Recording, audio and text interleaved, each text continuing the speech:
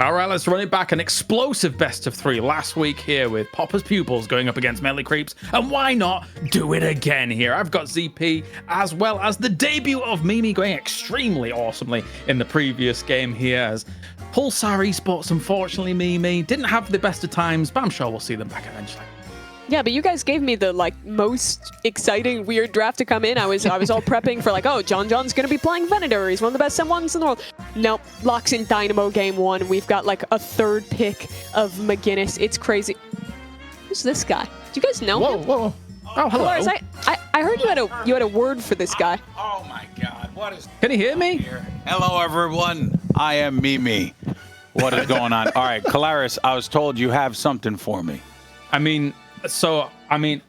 think me and you, Wembley, 1-on-1. Holy crap! Hold on, Mimi. Just hold this for a second. Oh no! I don't know. He's pulling something off the wall. It's it's clunking around. It's 50 pounds. I got you, buddy. I got you now. We're gonna do it. Wembley together. Wait, are you going to Wembley? No, I'm not. I'm busy. Oh, okay. Well, I'll be in London. I'm going. No way. So God, maybe I should go. I don't know, brother. Maybe you can make some bad choices right now. In any case, so I'm going to leave because everyone, I'm sure, is very weirded out by what's going on right now. But Calaris, it was great to see you. That belt is beautiful. Best belt in the business, hands down. Friend. And go night shift. All right, guys. Absolutely. Fight the power. Bye, guys. Hey, GB. Everybody that knows none of the thing about these belts is what is going on right now? Incredible entrance from GB. That thing looks like it's I don't know, 50 pounds. He's putting it back on the shelf and fighting for his life with it. I'll tell you something. The proper ones, they are heavy. No word of a lie. They were oh yeah, we'll pack it in. We'll pack it in luggage. I was like, wait a minute, this is way over the limit. This is going to be a problem. But yes, awesome. Great to see GB here. And a big thank you to him for letting you kind of do it from his house here, Mimi. I broke into his house to cast Night Shift because I was staying at a hotel in LA. So thanks, GB, for not kicking me out. Fantastic. That's wild. We always tell him he should lock his doors, and he should probably start doing that. Yeah. It's just everybody can come to GB's house. It's going to be an exciting time. It's nice here. He's got great snacks. His dog's very cute. He's got a great computer as well. One of the great things I love about Golden Boy, he has a good computer. He spent some money on a 5090 back in the day. That's my favorite thing about GB. All right, well, let's take a look at the brackets and see what's gone on so far. We've got one more match remaining here. Again, the salty run back, Popper's Pupils, going up against Melee Creeps in a best of 3. It really was kind of down to the wire previously here, ZP. What do you make of it coming on into this?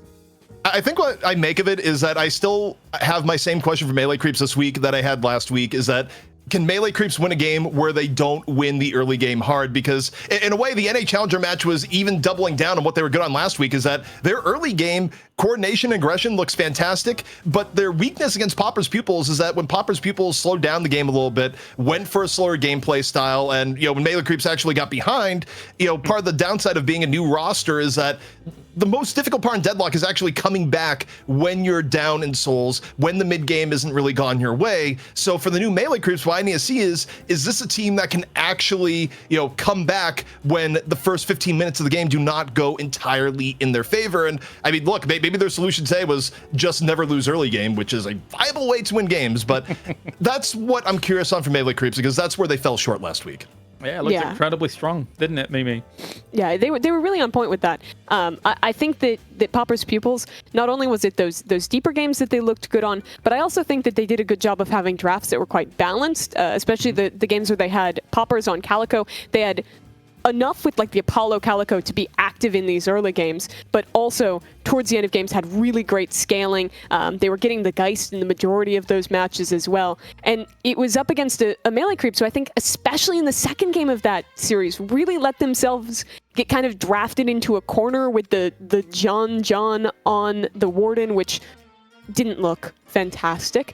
It's really, I think for me, the big question coming in today is, was that a one-off idea with this mid-boss nightmare composition, pulling out the super early McGinnis, or is it going to be more of a return to normalcy in the approach for Melee Creeps looking towards this final?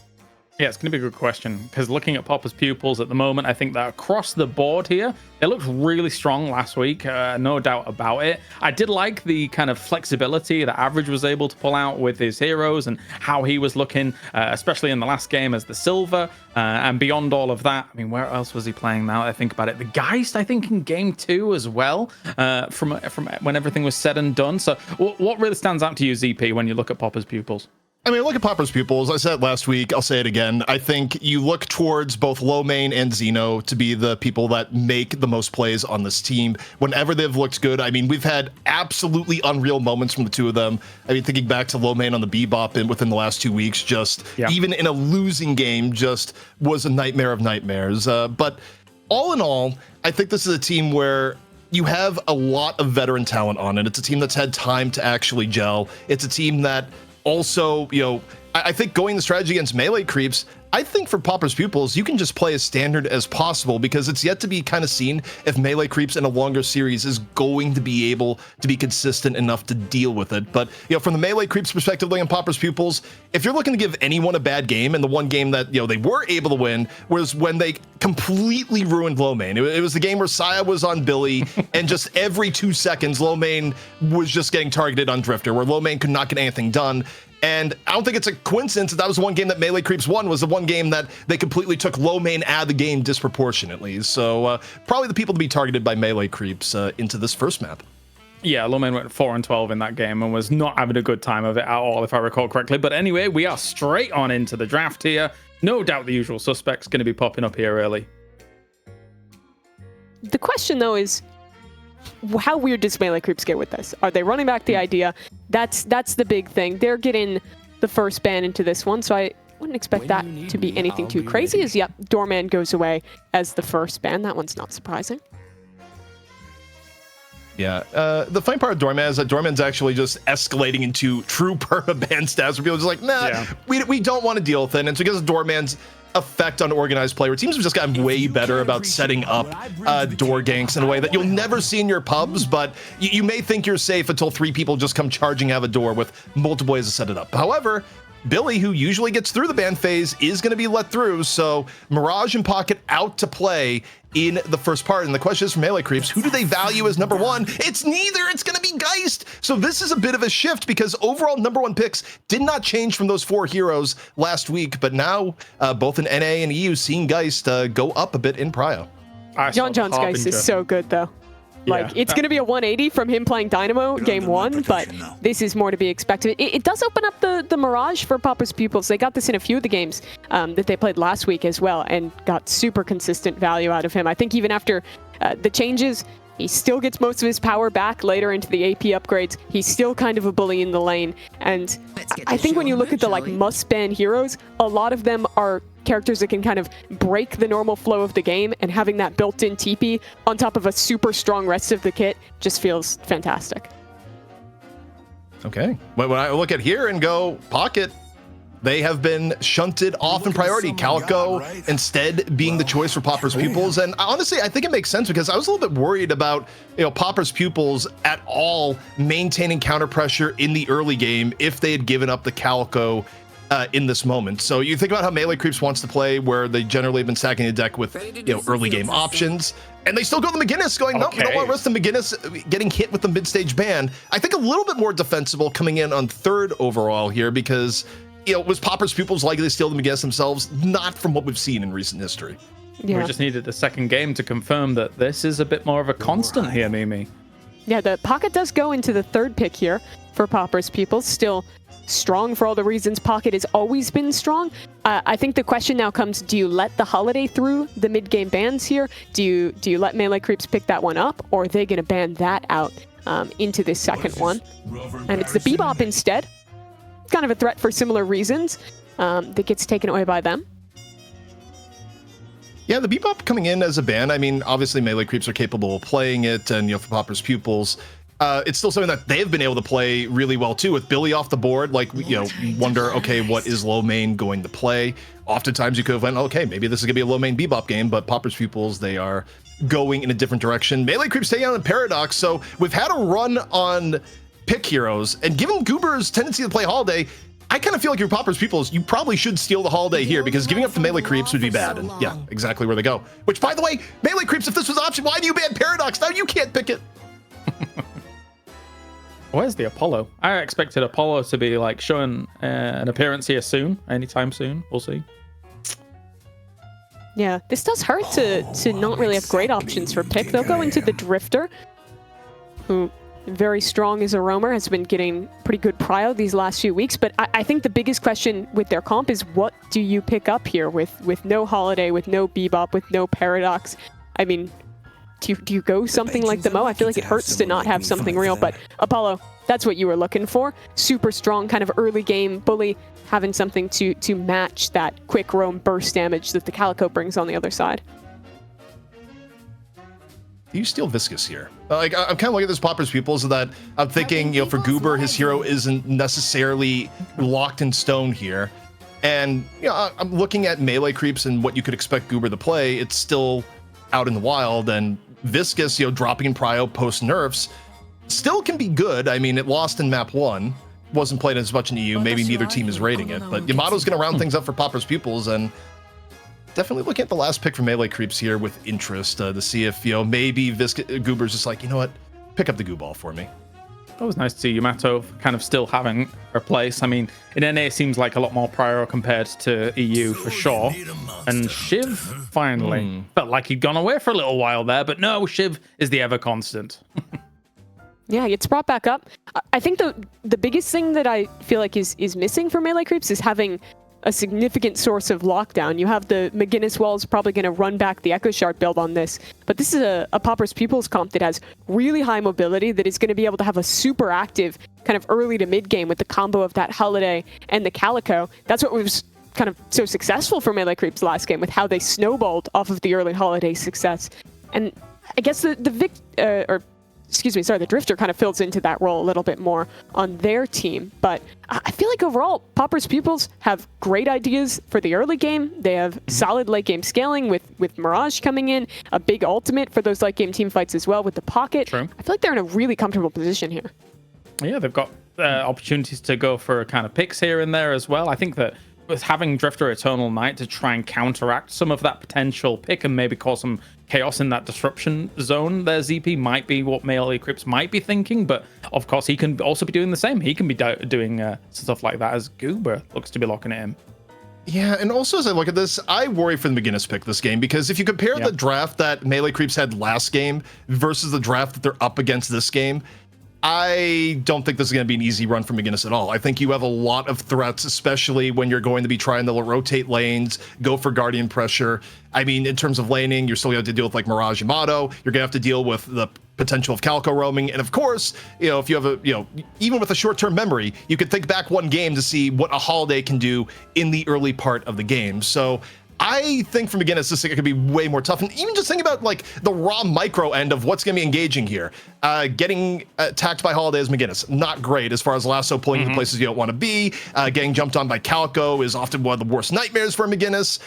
And also just Yamato dives in general. If Yamato is working at a good soul lead and it's a good Yamato game and you're up 5-6K, you're also going to look at the McGinnis and be like, yeah, I don't care about your existence at all. So in terms of what we saw from melee creeps last time, yeah, if they win lanes, just win lane forehead, have McGinnis roam, it could still work, taking Guardians down quickly with McGinnis going from lane to lane. But the opposition here is way more intense than it was in the previous draft. Yeah, to kind of look back on the other side, though, the one thing to bring up is if this Poppers Pupils team doesn't get out to an early lead, I think you have some characters that really don't love playing from behind with with your Holiday, with your Yam especially. I feel like she is so much weaker when she's not in a position where she can just all in on those fights and feel super confident doing so. And it's a little bit the same for the Calico. So I think a lot of this is going to get defined early. For melee creeps, if they can stay a little more even, scale more into this game, and not let Xeno and the likes run away with this one, I think that's the best position for them. Yes, love wins once again, but only one of these teams will win this best of 3. I'm just impressed, ZP, that you can say Poppers Pupils multiple times in a row really, really fast. So let's get to this best of 3 here, as this will be the money match for North America. One of them walks away with the big bucks. Well, Mimi, we may have just seen a little bit of love on the versus screen, but once we get into game, it's going to be nothing but war. And again, for me, the test here for Melee Creeps is, can they get out to a good start? Because I think Popper's Pupils, they've kind of read the book on what Melee Creeps likes to do, and it's definitely not going to be as easy draft-wise as it was in the Challenger match just a little bit ago. No, it certainly won't. That was one of those drafts where you pull it out once, you come up with this really creative solution, and then you kind of can't run that back one for one again. I think it's really interesting, though, to just see them valuing the McGinnis so highly, bringing her in as third pick in back-to-back drafts. I agree with what you were saying after the last game, that even if you want to play her, I'm kind of doubtful that she'd be contested that highly to necessitate the really high pick order. But I guess we'll see how much it can pan out here. The double wall had its impact moments in the last one. So I'm going to put some players on blast here. We don't know who was responsible, but one of the players on either Melee Creeps or Popper's Pupils decided it'd be a good, fun joke to switch the server to Italy right before we started, because players can just do that. You cannot lock the player out from changing server settings right before start. It's just not how Deadlock works. So thank you, player who swapped us to Italy and delayed the start of the match by 3 minutes.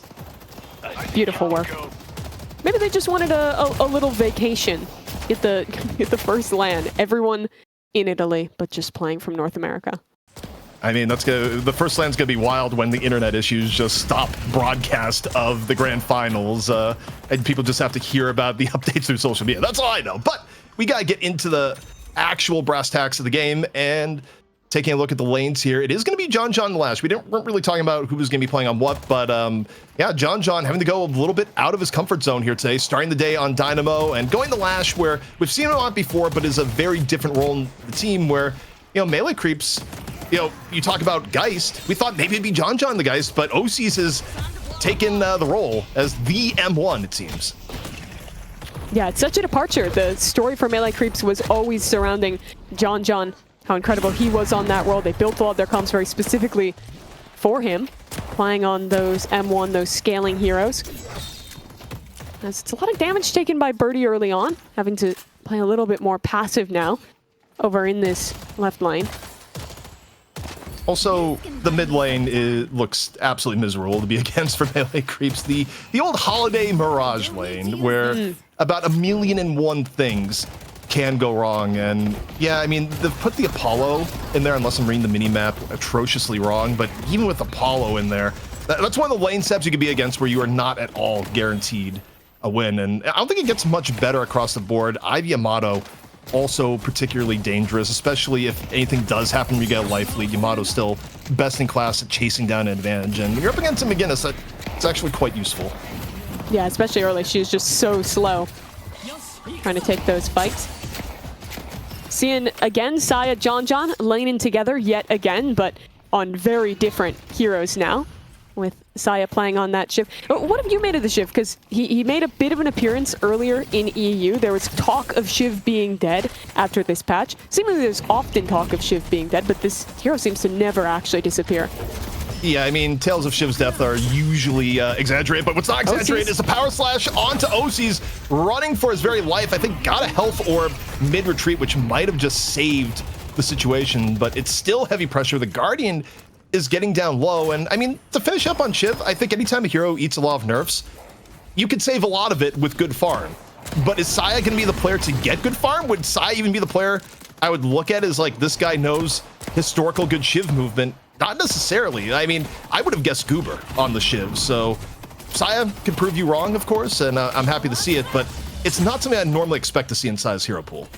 That slash just missed out. OC still kind of right in the edge of his health bar here, but keeping stable over towards that lane. These last couple games, at least very early on, have felt calm compared to what we experienced earlier in EU with the bloodbath that some of those matches were in the finals. Yeah, I mean, normally it's NA. If any region is like the region for the early bloodbath and burgers being thrown everywhere, it's usually NA, and EU just decided to let loose the limiters in that final game. Which didn't go to 3, by the way. If you're wondering, it's like, wow, NA's already on the first map of the finals. Like, yeah, believe it or not, you didn't go to 3 maps for the first time in a month. They said it couldn't be done. It couldn't end 2-0. Somehow actually happens here. Over on the right lane, I'm kind of continuing to just think about how Saya wants to play this one, of getting not only out of that lane in a good position, but also if he can actually get a little more farm. As John is going to get taken down there, was just trying to get away, but over the top of the Guardian, still eats enough damage to fall. As Saya, I don't think he's going to really have much recourse here, getting pressured back himself. Yeah, and look at the lane situation on left too. You pick McGinnis in part because you want to get her lane down quickly and rotate the others. Well, how are you going to rotate the other lanes when you're not handling business in your own? The Ivy Amato lane has completely had its way with the left, and just one more wave push is going to be enough to push it over the top. And the other lanes aren't necessarily looking good either. I mean, the Holiday Mirage lane has had dominance in mid, and on the right side, we just saw John die. I mean, the lane phase for melee creeps that they've drafted here is almost an opposition to the idea of like picking McGinnis in general. So I think if you're a melee creeps fan looking at the way this game is starting, you are already in fear. Yeah, I do wonder though if some of the value that they're seeing in that McGinnis is more so what she is bringing later in the game with the lockdown from those walls, with playing that much more kind of supportive role. Obviously, she is good at getting those turrets off the board pretty early into this game. But I still kind of feel like we're in a position where if melee creeps can at least get out of this mid-game even and not let that snowball start for players like Xeno and Lomane, that's kind of a win condition. But John, or rather OC's on that. Guy's getting real pressured back here. He's super low on health. The wall was pretty good peel, but they're going to keep going on this dive. I think OC's might be out of this one. 1 HP as the Ivy goes in for more. He's still somehow eluding this one as OC's gets out over the top, but the chase is here. Good tracking onto the Ivy. I don't know how OC's has lived through this one. He's gotten a hell of a lot of distance away. Also, you have the rotation in from Goober. The make the continued dive a bad idea. Lomane falls. And yeah, OC's was just barely able to get out with his life, so a good disengage and even better rotation. Melee creeps able to stem a little bit of the bleeding, but elsewhere, the dive on the Saya ends up falling. And the interesting thing here between two teams, both of the teams, they both want momentum early. Lasso, though, in onto Goober. Goober getting a taste of his own mess and dragged off into the tower, and down he goes. Really nice reply with that lasso. Gonna keep this lead up for Popper's Pupils as this lane now under a lot of pressure. I think that this second Guardian just about to fall, as this is kind of exactly the start that you are looking here for Popper. Xeno getting lassos early, getting online as those ults continue to cycle up, and still this Mirage a bit of a nightmare as there's been some rotates over towards this right lane. Affliction gonna come out. It's a one-man Affliction. Doesn't save Poppers, but Goober likely about to go down in the trade. No HP left. Affliction still on, and cleanup from League looking to be absolutely easy on the Saya, where I gotta say, this is a little bit too many deaths for Saya. That's either death number 3 or death number 4 for Saya. I'm pretty sure if we could get a look at the death counter here, because again, both teams are running pseudo frontliners. Okay, it's number 2 actually. But both teams are running pseudo frontliners where both Lomane and Saya need farm to actually be scary in the game. And if you have repeated deaths, if you're constantly like getting thrown into some of these bad fights, it's going to be difficult to get the mid game that you actually want.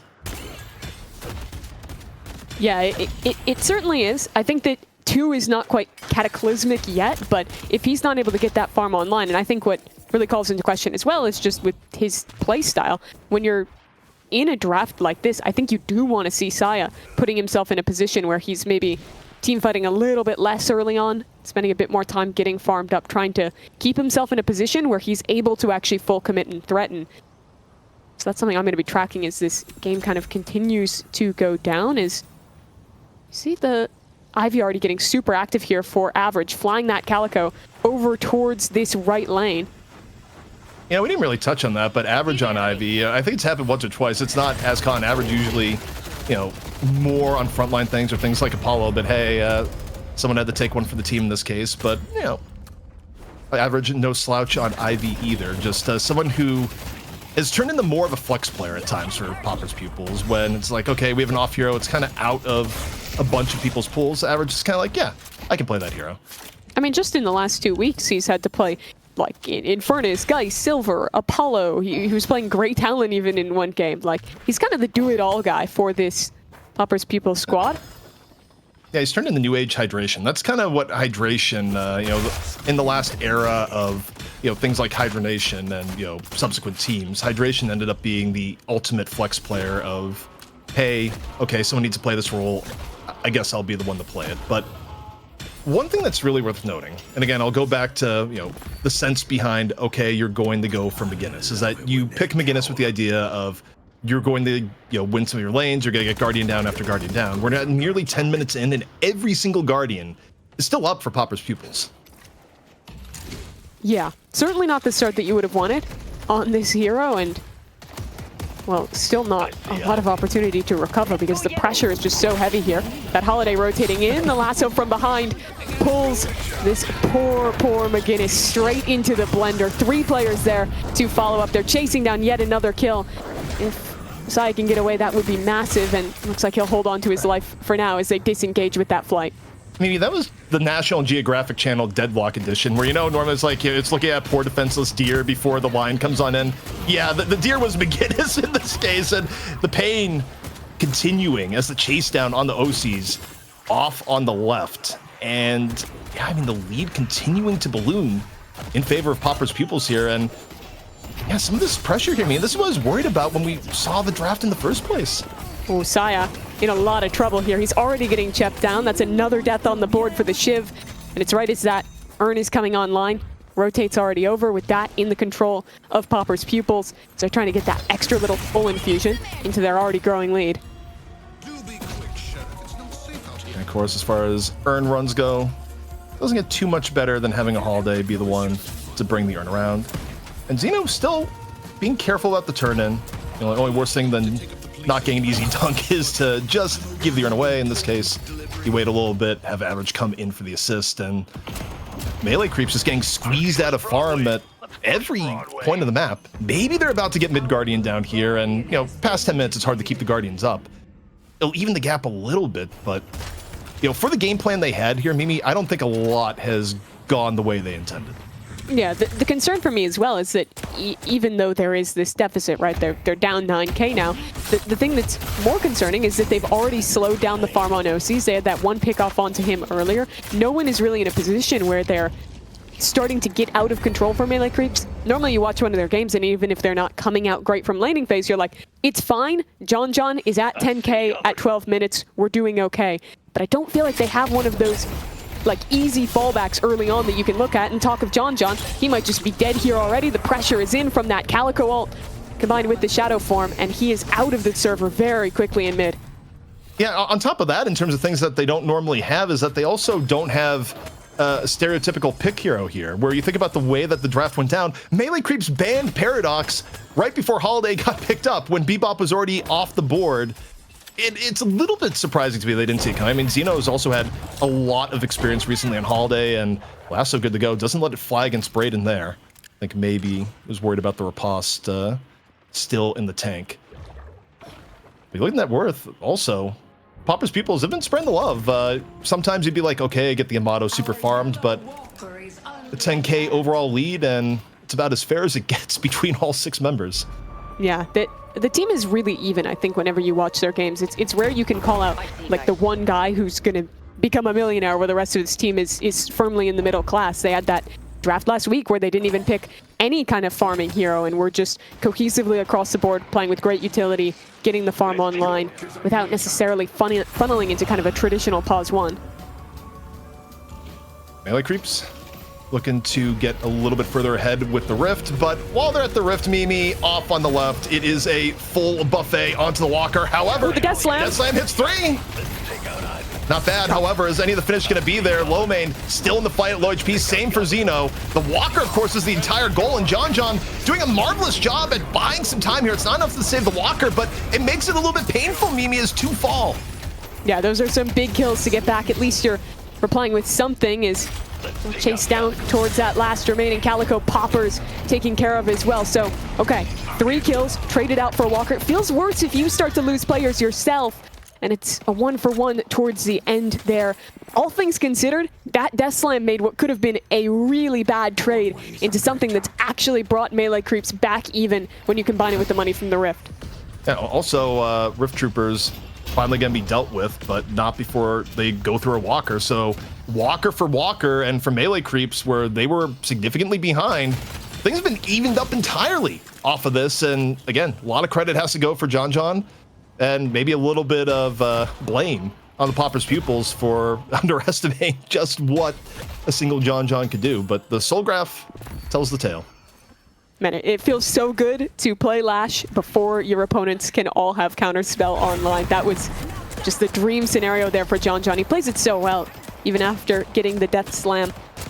It asks a lot of your mechanics to play these kind of more gun-focused Lash builds, and looked really nice from John there. So now you kind of look back towards Pauper's Pupils. Sure, they lost the clear advantage they had, but they're still in a pretty solid position, and I think this is where they just need to keep it up. Continue to look for these picks, continue to try and press the advantage. You still have a lot of those win conditions online with Paupers, with the Xeno early on here, able to deal a lot of damage.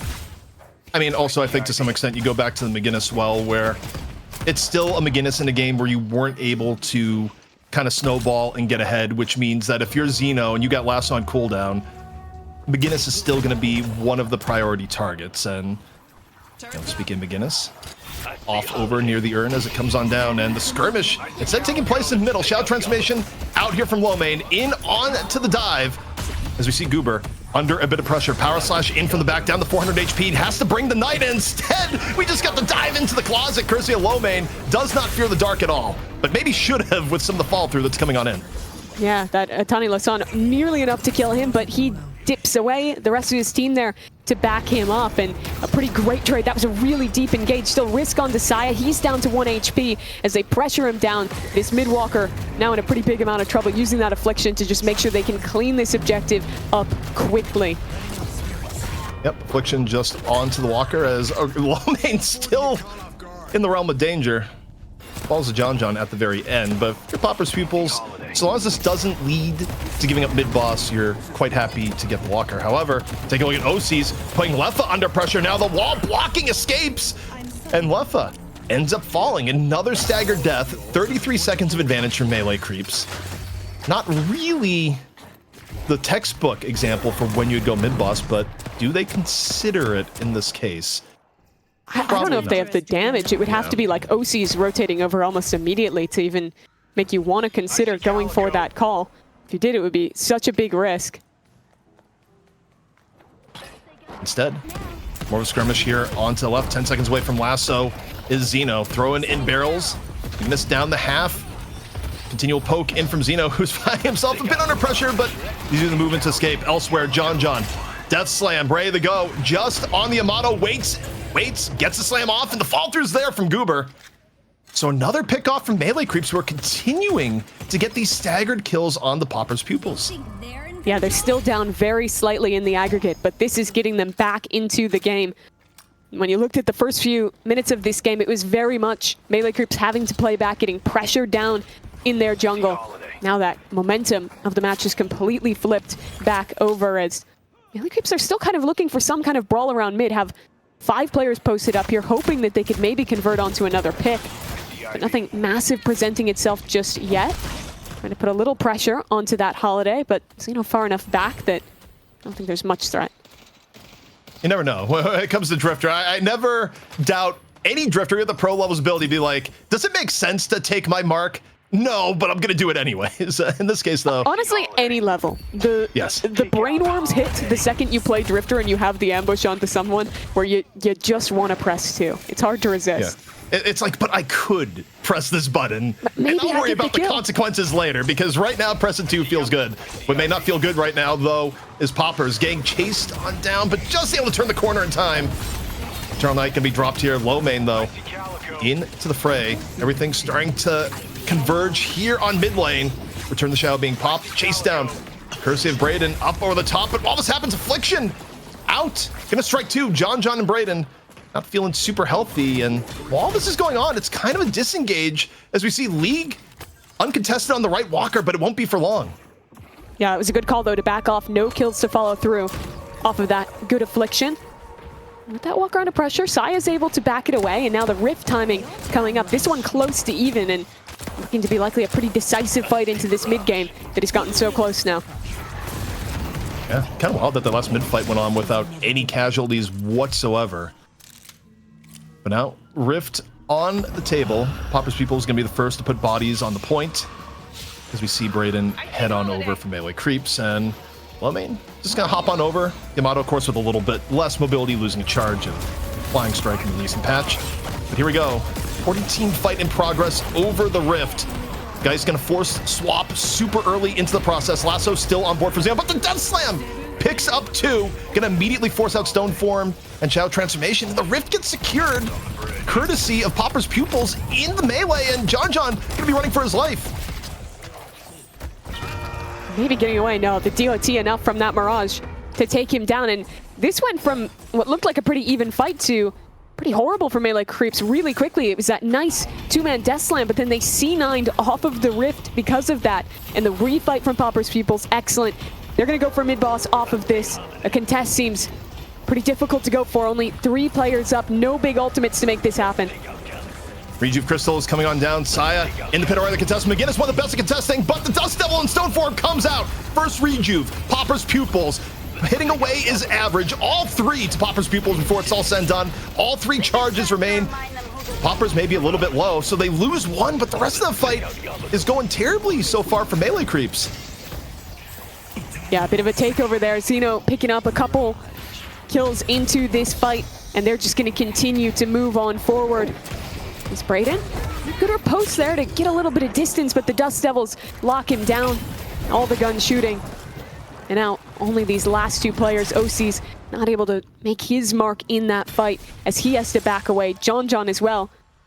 Soon to be under pressure here. Maybe doesn't know how bad it could get, how quickly. There is a lasso on Xeno available. If he could hit that, that would be a dead John all but guaranteed. It looks like he'll be able to get just enough distance to stay alive here. You know, maybe we just had a name checks out moment on one of the donations to the prize pool, as inflation has brought our prize pool to $2,070 off a $50 dono. Thank you, inflation. The username, not the concept. I think everyone's tired of the concept, but you know. Who knows how expensive eggs are, but at least the prize pool is a little bit bigger. It's true. Always appreciated to give a little bit more back to the players week in and week out for those who add to the prize pool. But yeah. Mimi, we got to talk about the state of the game, and after that mid-boss, things have gone wildly against melee creeps, and now 25k soul difference separating the teams, and the path back when you're not running, you know, you have a Geist, but otherwise, you know, a little bit light on traditional late game carry heroes, and you have a McGinnis.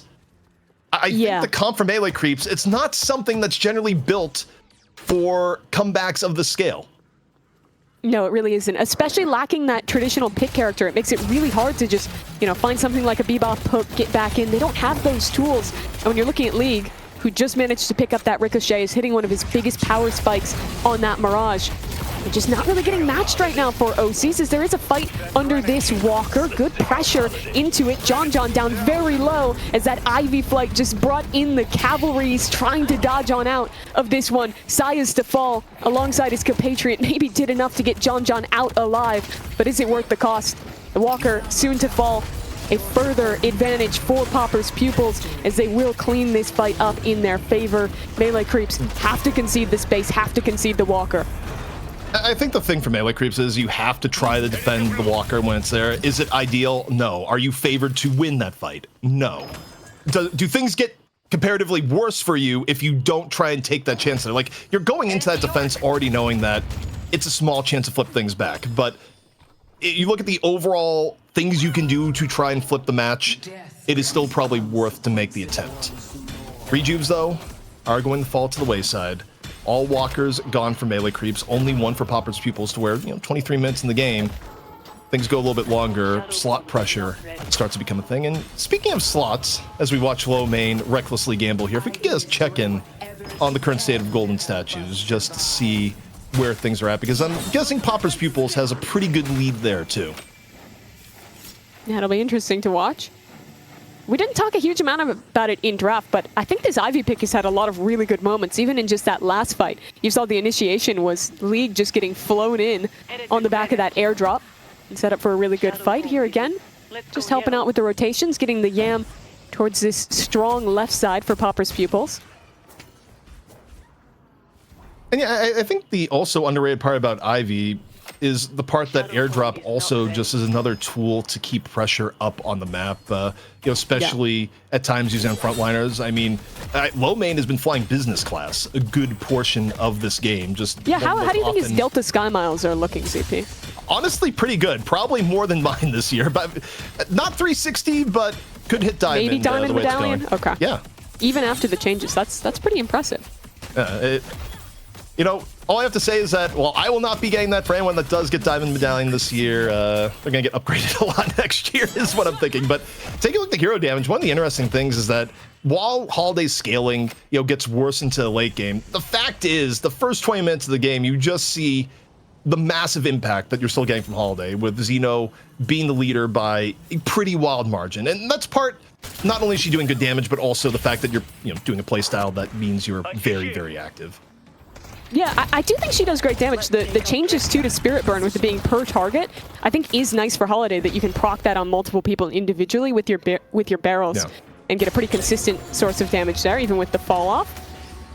But dash in as there was a skirmish over these buffs and even a little bit of pressure put in, but Melee Creep's gonna back away. They don't want to overcommit to anything here at this point in the game. Any further deaths and you're pretty much looking at a shrine gone. Yeah, again, I think the problem that Melee Creeps runs into here is how do you get a good fight now against this composition? And, particularly in a draft where the draft went away, that you don't have anything that's normal for pick heroes. A Shiv at 24k when everyone else on the other team is more rich than him is just not the general threat that he would be if he had a lead over people. And once more, we're in the situation where it's up to Pauper's Pupils to make a mistake and Melee Creeps to capitalize. But even if it was even, things like a late game McGinnis stuff, I don't think it would be super rosy for Melee Creeps at this point. No, I think that they are really lacking a lot of those kind of obvious win conditions. I feel like you're kind of relying on Pauper's Pupils to mess something up here in a fight, but that's certainly not the case here. OC's just absolutely locked down. There'll be a further chase as that lasso is available to try and get a pick. Good damage, though, coming back in. The healing tempo from the Ivy, though, is going to completely reset anything that went wrong. Ambush taken, though. That's really risky. Could this be Goober getting the better of himself? Could not resist pressing 2, and he'll die for it. The post-match interview with Goober is like, I just had to press the button. I had to hit the 2. It was just, I had a compulsion.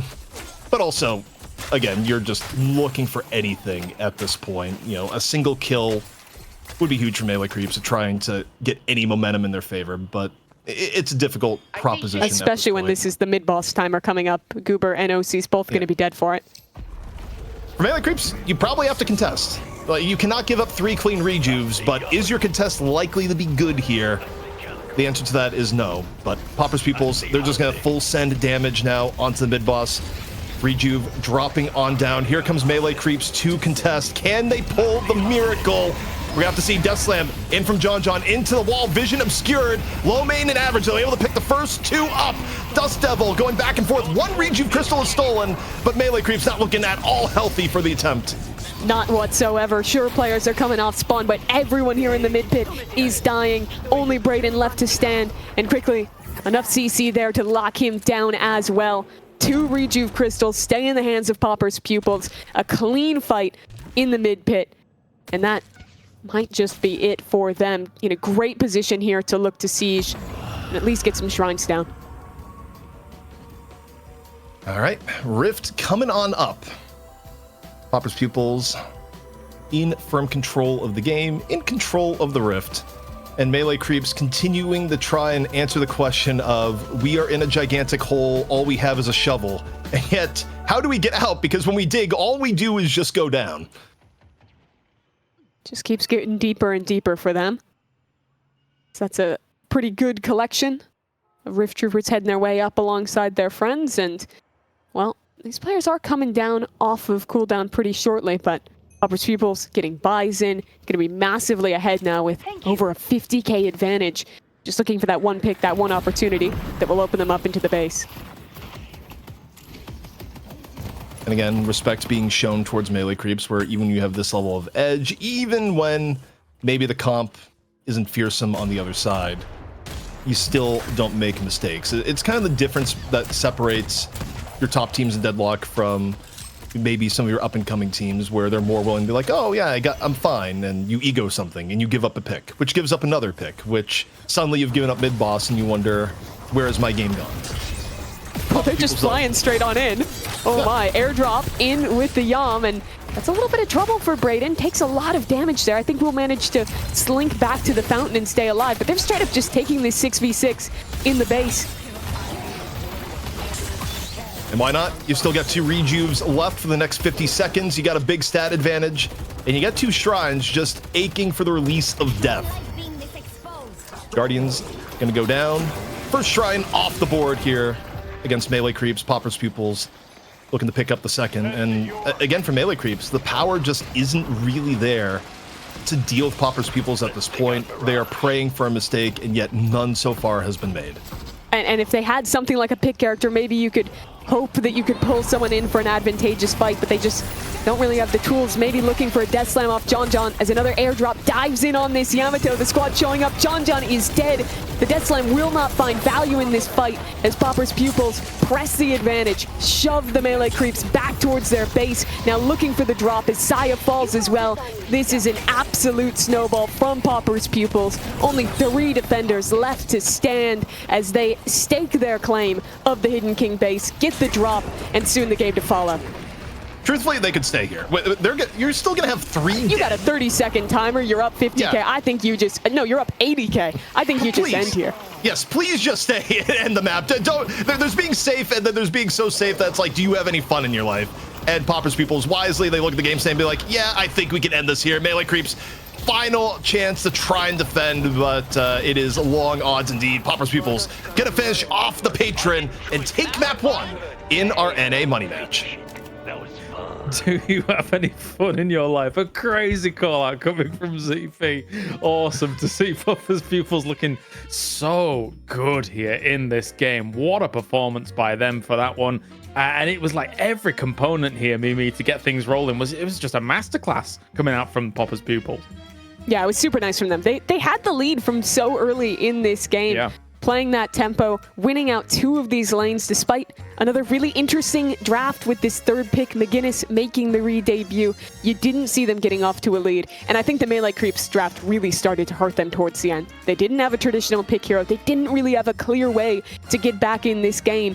And you look over at the other side, Pauper's Pupils, they're hitting lassos, they're dropping a Yamato on your head with the airdrop seemingly every 20 seconds towards the end of this game, and cleaning up some really pretty team fights as well to make this a pretty dominant map 1 in our finals. Yeah, very impressive. Really, really strong lead there. ZP, what's your conclusion looking at this? Was the McGinnis a hindrance, or was this just Pauper's Pupils looking fantastic? Yes, Exhibit A right here on the McGinnis. I think we saw why McGinnis comp can work in the Challenger match, and we saw why it is not something you try to fit into every draft, into every situation in this game. Not only was the early game laning way more stacked for Pauper's Pupils, but as a result, especially with heroes like Holiday and Calico, you had a full court press of things that love to kill McGinnis on cooldown.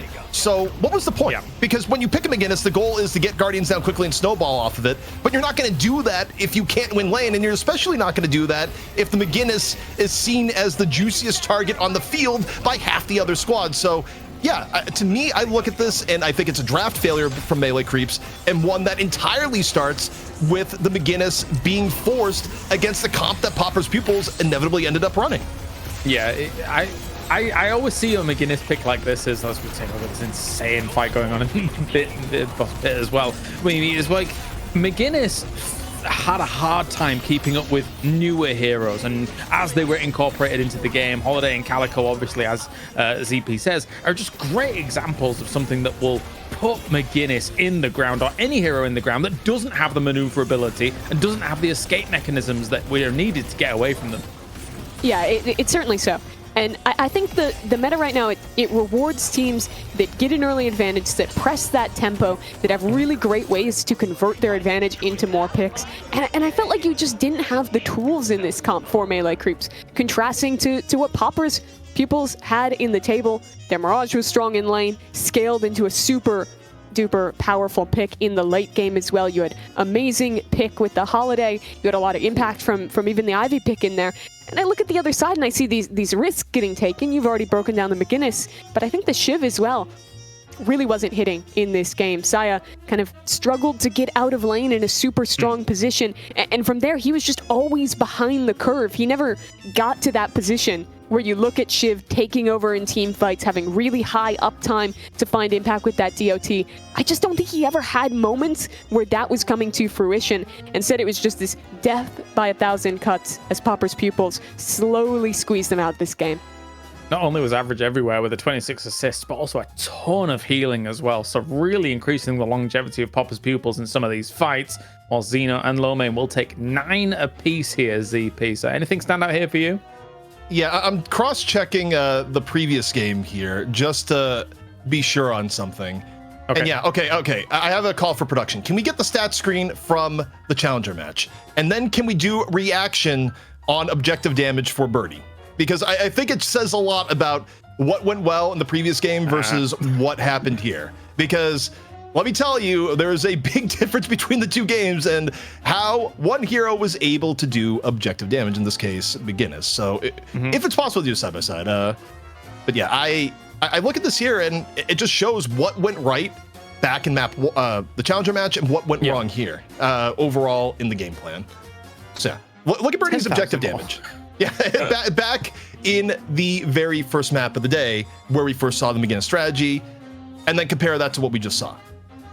Absolutely I think as well, they were taking some liberties in that previous match, right? The back door on the shrine, I think that they knew that they had some decent control, and I guess it is the kind of state of ZP when, like, if McGinnis can have control, she can continue snowballing that control. Yes. Yeah, exactly. And I think, again, you look at the two drafts, we go back to the current draft, it's just, ooh, there we go. Well, 10k difference between the two. Yeah. Also, there's going to be something there's like, well, yeah, also they did more objective damage because they won the game. Yes, also true. You kill more buildings when you win the game as opposed to when you just get, zoned out of buildings. That is a very true point. But yeah. Otherwise, look at this here. The other standout for me is, the Holiday damage was ridiculous. This is a game that went 30 minutes and Xeno's still top damage by a very, very wide margin. Yeah, that Holiday hero, pretty damn good in terms of running away with the game. We've seen it back-to-back maps now, and it was the same last week with the impact that she had in the server. I think if we're continuing to talk about the draft, though, the other thing is that in Game 1, I felt like they had a lot of synergy with the McGinnis, especially when they were going for those mid-pit fights for Melee Creeps. They were adding in really big team fight ults with ideas like the Dynamo in play in Map 1, with the Billy. They did not have those same tools here. I felt like the rest of this draft did not really fit into a similar idea to what they had in Game 1. I feel like the McGinnis as a third pick could have had some much better options out here. But look at this one to BO3. Yes, they will have another shot to be able to come back here. You did mention the inflation donation that came in earlier with that $50. You didn't mention the readout, though, so I'm going to do it. I didn't see it. We've got word to my Deadlockers, word to Froggy, word to Yuri Hayes, word to the Pro Cozzy, who is apparently watching somewhere, word to the players, word to the other shift players because I can't play him anymore somehow. And then we just had a $10 donation as well. Melee Creeps will win the match. They were just testing the waters. Ooh. Might be difficult if another game looks like that here, ZP. But I mean, again, there's probably going to be a shift in draft, seeing how things may go there going into that next game, right? Yeah, I mean, to be expected. I don't think they're going to run this back. I think they may look at this like, okay, this has been figured out a little bit and maybe come in a little bit more standard. Also, in terms of heroes and what to play, I kind of expect to see Goober get a chance to play either the Holiday in the next game or maybe something like the Silver. I mean, not that, Goober's a bad drifter by any means, but you think about, oh, wow, that was like the most standout Goober performance I've ever seen in my life. Normally, it's on heroes other than drifters, so I think that may change up too. Final thoughts, Mimi, before we go to a break? Change the comp. Let's run this 3 maps. All right, let's do it. All right, it's time for a break. When we return, we have got match number 2 here between Poplar's Pupils and Melee Creeps. Welcome back, everyone, to the night shift. It is shift 49. ZP here with Mimi. And Mimi, I got terrible news to deliver to the audience. Is that, as it turns out, Golden Boy found his way over to Poland. And the last thing we heard on our end was a scream as a back got broken. So Golden Boy took that challenge very, very seriously. And Clarissa out of commission. Or some people say it may be because Clarissa's waking up his wife and she has to go to work in 2 hours because it's EU. I know which story I'm going to believe. Yeah, I don't know. I saw GB leaving this house, and I don't know what he was up to. I can only assume that it was something nefarious, but yeah. Damn shame what happened to Claris. That's right. I mean, the question is, will he have the belt next time around? You know, we never quite know. The camera isn't always on it, but GB might have gone belt +1. But speaking of belts and who's getting them right now, Melee Creeps got the belt, and on the good way back on map 1, where maybe they tried to go to the McGinnis pick once more. They went for, in theory, said they could have gotten early game tempo, and Popper's Pupils brought way more early game power. And now the question is, are we going to see a different draft this time around? Yeah, back-to-back games where Melee Creeps have third picked the McGinnis into their draft. I would love to see them retreat to something a little bit less unusual. We won't know just yet. They've been banning the Doorman every chance they get, so no surprises to see him taken away here.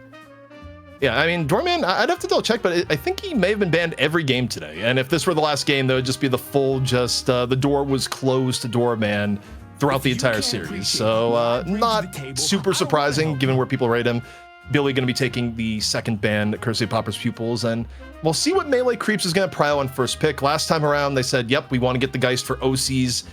Is that going to be the case again, or are they going to default more to some of the historical top 4 we've been seeing? And yeah, there you go. No, actually, we like the Mirage this time. And I think that's reasonable. Mirage was, I think, one of the big problems for them early last game, losing out that lane to Mirage. He's just so powerful with that heal off of the Scarab, with the sustain that he has in the laning phase, and then he just continues to be strong throughout.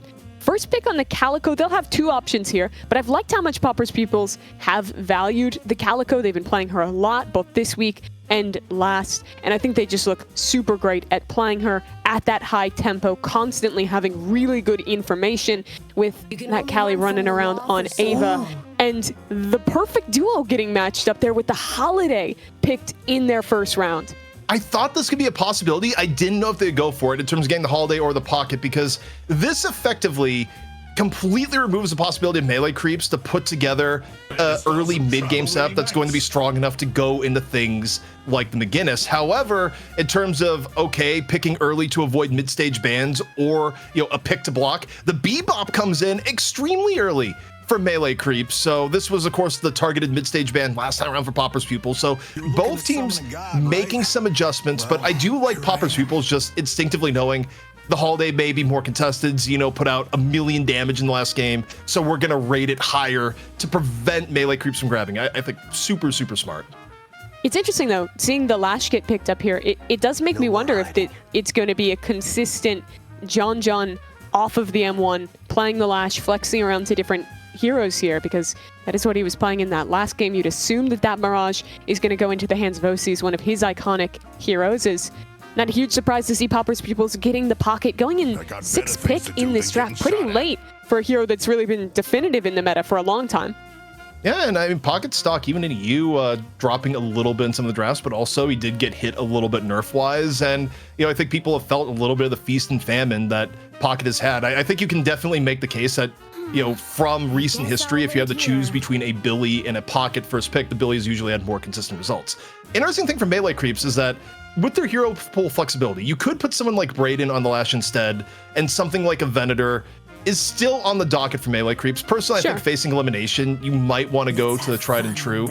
Unfortunately, they're not going to be able to do it with the Geist, as Popper's Pupils lock that one up. Or also, in terms of Geist, this is the latest we've seen Geist go in a lot of these drafts. So some of the priorities shifting, but that's the price you pay if you want to lock in the early Bebop. Yeah, I think that, as well as when you're looking at the other side, ensuring that you get that early Holiday on the table as well. Victor getting picked. That is an interesting one. I don't think he's in the strongest position right now. I think someone played him last week and it didn't look incredible. What do you make of that one, ZP? I think for Victor, interestingly enough, Lightbringer was talking about this in some of the scrims where even though buff enjoyers, weren't making it a mainstay, he genuinely thinks Victor is pretty good in being underplayed. So I will say I don't know about the Victor McGinnis combo because even though I think Victor is like early game lacking, maybe a little bit overstated if you run some of the builds that say Lightbringer was talking about. Do I love it with the McGinnis? Not as much, but you could also run the McGinnis bebop lane. So some upsides there. Also, for Pauper's Pupils, they're just going to grab the Viscous and say, yeah, it might have been nerfed, but we still want to play it. But it's another drop where Melee Creeps is going for something a little bit more off-kilter, going for something more unique, whereas Pauper's Pupils has just slowly collected a litany of some of the highest prio heroes in the current meta. They have the fantastic duo of the Holiday and the Calico. They have some of the best scaling with Geist late game, a strong support on Viscous. Like, this is just a great-looking draft that feels pretty simple for them to execute.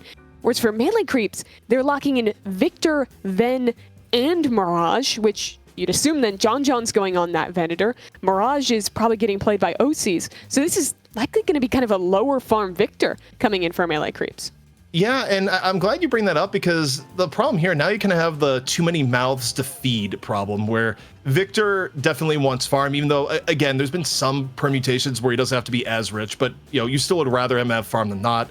Venator, of course, needs farm. Mirage needs farm. Is everyone going to get it? Not necessarily. Also, in terms of early game power, I mean, good lord, you look at Pauper's Pupils, you're going to have to deal with Holiday in the lane. You're going to have to deal with Calico roams. You're going to have to deal with Apollo and Viscous. The Pauper's Pupils early in the mid game should terrify Melee Creeps, and their way out of it here is you kind of have to have Bebop go wild. Like maybe you run something like the Bebop McGinnis lane, you get some hooks, things go your way, you have another like half decent lane with the Mirage. But as I'm looking at this and thinking about the first 15 minutes of the game, it almost feels like objective survive for Melee Creeps in my mind. Yeah, it really does. Saya is going to be the man piloting the Victor in this composition. He's flexed around a lot since Melee Creeps had their explosion and they changed into this new roster, playing a lot of the front line last week, and now locking in that Victor as well. I'm super interested to see kind of what he's pursuing in terms of that build and how he's going to find value in a comp that, like you're mentioning, is super hungry here. When you're looking at the lanes, though, the Mirage is strong, the Bebop is strong to bring out in early. I think a lot of this just has to be how you can protect players like John, like Saya, from getting ganked early on. Because in that last game, both of them really had their farm slowed down from some very early roams on the Holiday that had a lot of impact for Pauper's Pupils. Yeah, and I mean, upsides for Melee Creeps in terms of hero familiarity. Saya actually had a pretty long streak of playing just full wall breaker Victor when Victor was, of course, in a stronger state meta-wise. So it's not an unknown hero to Saya. You get the comfort pick of John onto the Venator. Braden actually has a lot of career games on Lash. So, and OC's on Mirage. I mean, it may be OC's most played hero. So from a comfort perspective, Melee Creeps is actually looking pretty good from a do they survive the first half of the game perspective. Not as much. I mean, I think, again, yes, Viscous' power got toned down a little bit, but a Viscous lane is still horrifying on top of the Apollo, on top of what Xeno was able to do last game of the Holiday. I mean, Xeno's Holiday was ridiculous, and Pauper's Pupils, they elevated Holiday in draft priority to just ensure that they got it on top of the early Calico. So, I look at Melee Creeps and wonder, is Birdie going to survive? Is Birdie going to have 5 deaths by 20 minutes into the game? The only way that some of these things don't happen is if Goober goes wild. And to Goober's credit, Goober has taken over many a game on Bebop, where, yeah, if you're in a coma, John's not the Bebop guy anymore in most situations. But it's fine. They got Goober, and Goober is also very good at the hero. The recent games for Goober, when he has been on that Bebop, have looked super nice, though. I think that you always, if you're Melee Creeps in this iteration, pretty much want to put him on a character that is super mechanical, that is super proactive, that is going to put him in a position to lead the team in these fights towards getting picks. And I think prioing that Bebop is going to put him directly in that direction. Overall, though, I think that this is a draft that I feel better about for Melee Creeps. I think you have a lot more comfort in terms of who's piloting these respective heroes. You do have some sustain early on with, your Bebop, with your Mirage, with those heroes kind of being strong early on, but it's still going to be very reliant on stopping the Holiday snowball. It's been a nightmare all night. It's time to shut it down. All right, Popper's Pupils up 1-0 against Melee Creeps. Melee Creeps fighting for survival, and to stave off would be our second 2-0 of the night. Of course, here on the night shift, things have been going to 3 for over a month, but Mimi, tonight may be the night of 2-0s if Popper's Pupils has anything to say about it. And we'll see if Melee Creeps can defy the odds here at this draft and extend things to a third map. Both teams unpausing, and we'll get a look at the lanes. You already breaking that streak of going all the way. Let's see if it's any different here. In mid, looks like it's going to be that Bebop Ven lane together. That one, a little scary to play against. You get hooked into a gut shot, and there's really high kill potential there. But lining up against a Viscus, as you were mentioning, ZP, always a very scary hero here early on here. Yeah, a little bit interesting. I mean, actually, Bebop Ven is very good too. I thought maybe there's a world of, you do Bebop McGinnis, but either one is absolutely fine. Also, Ven McGinnis is another strong lane of itself also. So a lot of good combinations here for at least one lane. And yeah, a little bit of swapping for a more ideal setup. Yeah, it does seem a little hard for those hooks to actually land into Apollo and Holiday, two really high mobility heroes, but if there's someone you were to trust to hit it, it would be Goober, and it means that John is just that little bit safer getting to play in the side lane instead.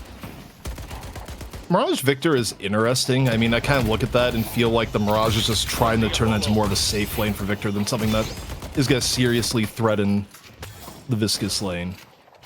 And then looking off to the right, you got Calco Pocket, where deceptively lethal lane if someone gets low for whatever reason. The ability to actually burst down the remainder is kind of scary. It's where if you let your health get low for any reason, it can actually turn against. But quick hook here onto Apollo, into Riposte, and an even quicker escape. Yeah, when you're talking about that right lane as well, though, with McGinnis having some of that Spirit Resist early on, if anyone can kind of tank into that really burst heavy lane, it does feel okay for her. But still, I think this is another one where, like, even if they can stay steady in this lane, it doesn't feel like they have super high kill potential. And as we've really been setting up, it's a lot more of objective, hold on till the mid game, don't let a snowball happen against you, as already that's a bit of a risk. The lash will go down, Brayden dead really early, and a second kill to follow as Birdie is gone. And it's Popper's Pupil ZP yet again, starting with some really fast first bloods. Yeah, I mean, that's the burst we were talking about a moment ago, just flooding into the lane. And once more, you got to bring it to this game plan.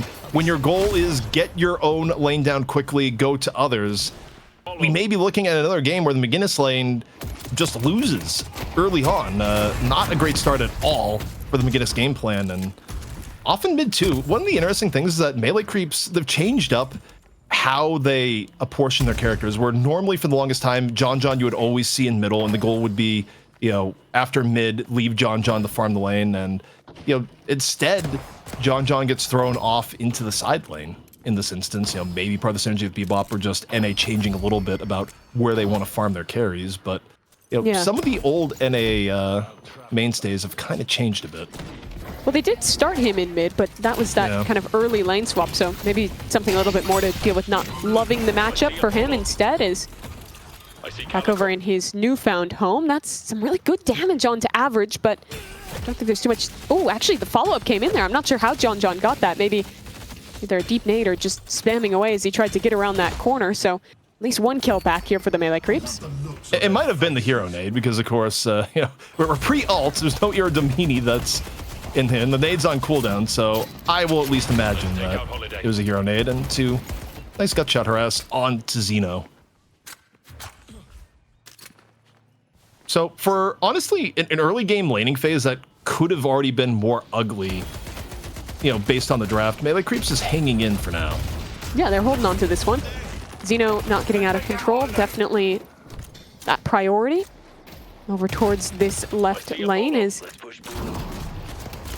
looking at Popper's Pupils here. Under a lot of pressure. I mean, this Mirage is just so unfun to play against in the laning phase, especially when he can get up onto one of those off angles, consistently land Scarabs. Combine that with the DOT, and I think that this is the lane you have to look at as the winner for Melee Creeps. If they can get Saya out of this lane, and it's a good position. If they can keep the pressure up on this Mirage, You see that as one of their early game win conditions on melee creeps. About to be 5 minutes, positioning out for buffs. Melee creeps actually have Nice any wall. team in NA. Holds in the highest regard, but elsewhere in lane, we're seeing Calco get super low. Poppers ends up falling, courtesy of the wall set by Birdie. However, over at the buffs, Brayden and Saya both going to fall, so Papa's Pupils probably getting the better end of the trades in the moment. Ooh, a hook landed there onto average, but has enough health to be able to dip away and not take too much down. And that is the trouble of this matchup, that with both these super high mobility heroes, even if you get a nice combo with the hook into the gut shot, well, you can just riposte, dash away, and reset pretty quickly out of that threat. Yeah, and I think, you know, the sooner they can get Guardian down, the better, because I don't think that problem gets any better as the game goes on, as, you know, people start mixing in things like Counterspell and other ways of dealing with it. You know, when we've seen Goober's Bebop be at its best, it's okay, you get the lane down early, and then Goober just gets the full-on roam. Guardian's gonna go down to about half here. I don't think they're gonna be able to get yet, and things are about to get spicy, because in just a moment, Xeno's gonna get Lasso, and Xeno not really known for keeping Lasso on cooldown, so I would take a look at Xeno here and expect an attempt sooner rather than later. Yeah, and to contrast to some heroes that are really good at getting away from a Bebop hook, there's not a huge amount of mobility on that other side. If he lands a hook onto someone like John, it could just be deadly. Hook comes on in. Goober taking the fight there. Answered with a lasso. It's a gut shot. I don't know if lasso is the play there. John jump scaring Xeno. Good fall through and protection. And now the chase down, courtesy of Average, who does not have a Tani Losan yet. So there's no punish with the Tani Losan that otherwise could have killed John there. The Hyper Beam comes on out from Goober. More damage on to the Guardian. But with no one else in lane, Average is about to get ult as a result. I really like the timing that they take that fight. I think he's just trying to push forward here, see if he can get the ult online. Hook in. Could this go the other way? Parry onto the tower. A little bit of protection. The Iridamini trying to get a shot. John is still alive on very low health. Connects it just at the very end. And still living a little bit longer. Both players low. But the finish is there from Average. Coming back into this fight. And Popper's Pupils somehow keep their Guardian online. Stay even out of that exchange. You know, this isn't actually how it went down, but I can imagine that can of Average going like, hey, Xeno, just feed it a little bit. Let me get ahead. Hook, though, just went on the Average. Like, it's off camera. I just saw the hook icon. Average's HP go down by half. Looks like he was able to riposte out. Elsewhere, though, on the main camera, Death Slam in onto Calico. Poppers running for his life. McGinnis going to come out, and finally McGinnis cleared for a little bit of objective pressure. They're about to get two of the Guardians online here. This is a better start for melee creeps. Despite those early deaths, they traded back with some really good picks of their own. They're going to get a very slight soul lead here. Is in mid, a good fight onto the Mirage. Osis is going to get taken down as those puddle punches just dribbled him back into the line of fire and lead to his death. I like the dribble phrasing there. Just like a basketball Viscous. And it's just like everything about Viscous is it kind of looks like he's just playing basketball, whether he's the ball or he's the one playing it. Well, the great part about that skin, hold the phone. McGinnis not feeling particularly healthy, trying to take refuge in the healing station. Parry attempts, neither going to connect, but reasonable try nonetheless.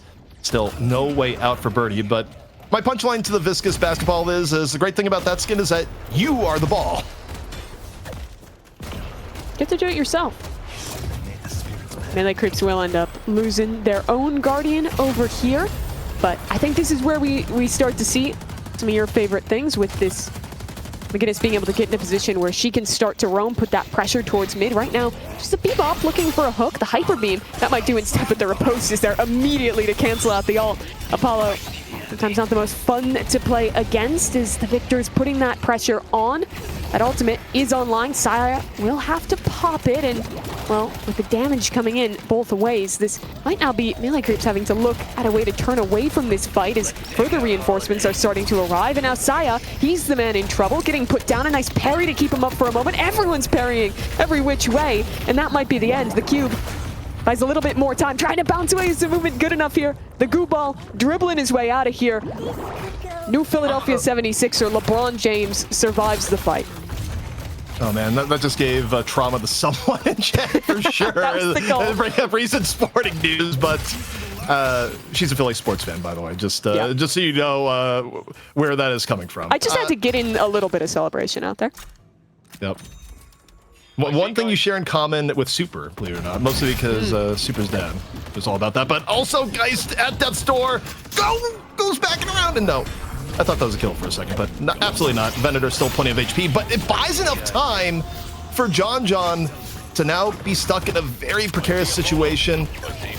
How much longer can John survive? Apparently pretty long. He's alive? Buys enough time for 30 HP on the escape. And Tanilo-san trying to fish for the last bit here. Onto Goober, and that's going to be another death against... Wait, no, never mind. Xeno came in. Xeno got the cleanup off camera.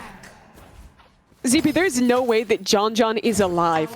I cannot believe he gets out of that. The peel from Saya was just incredible in that fight. Gets him out on literally probably 100 HP.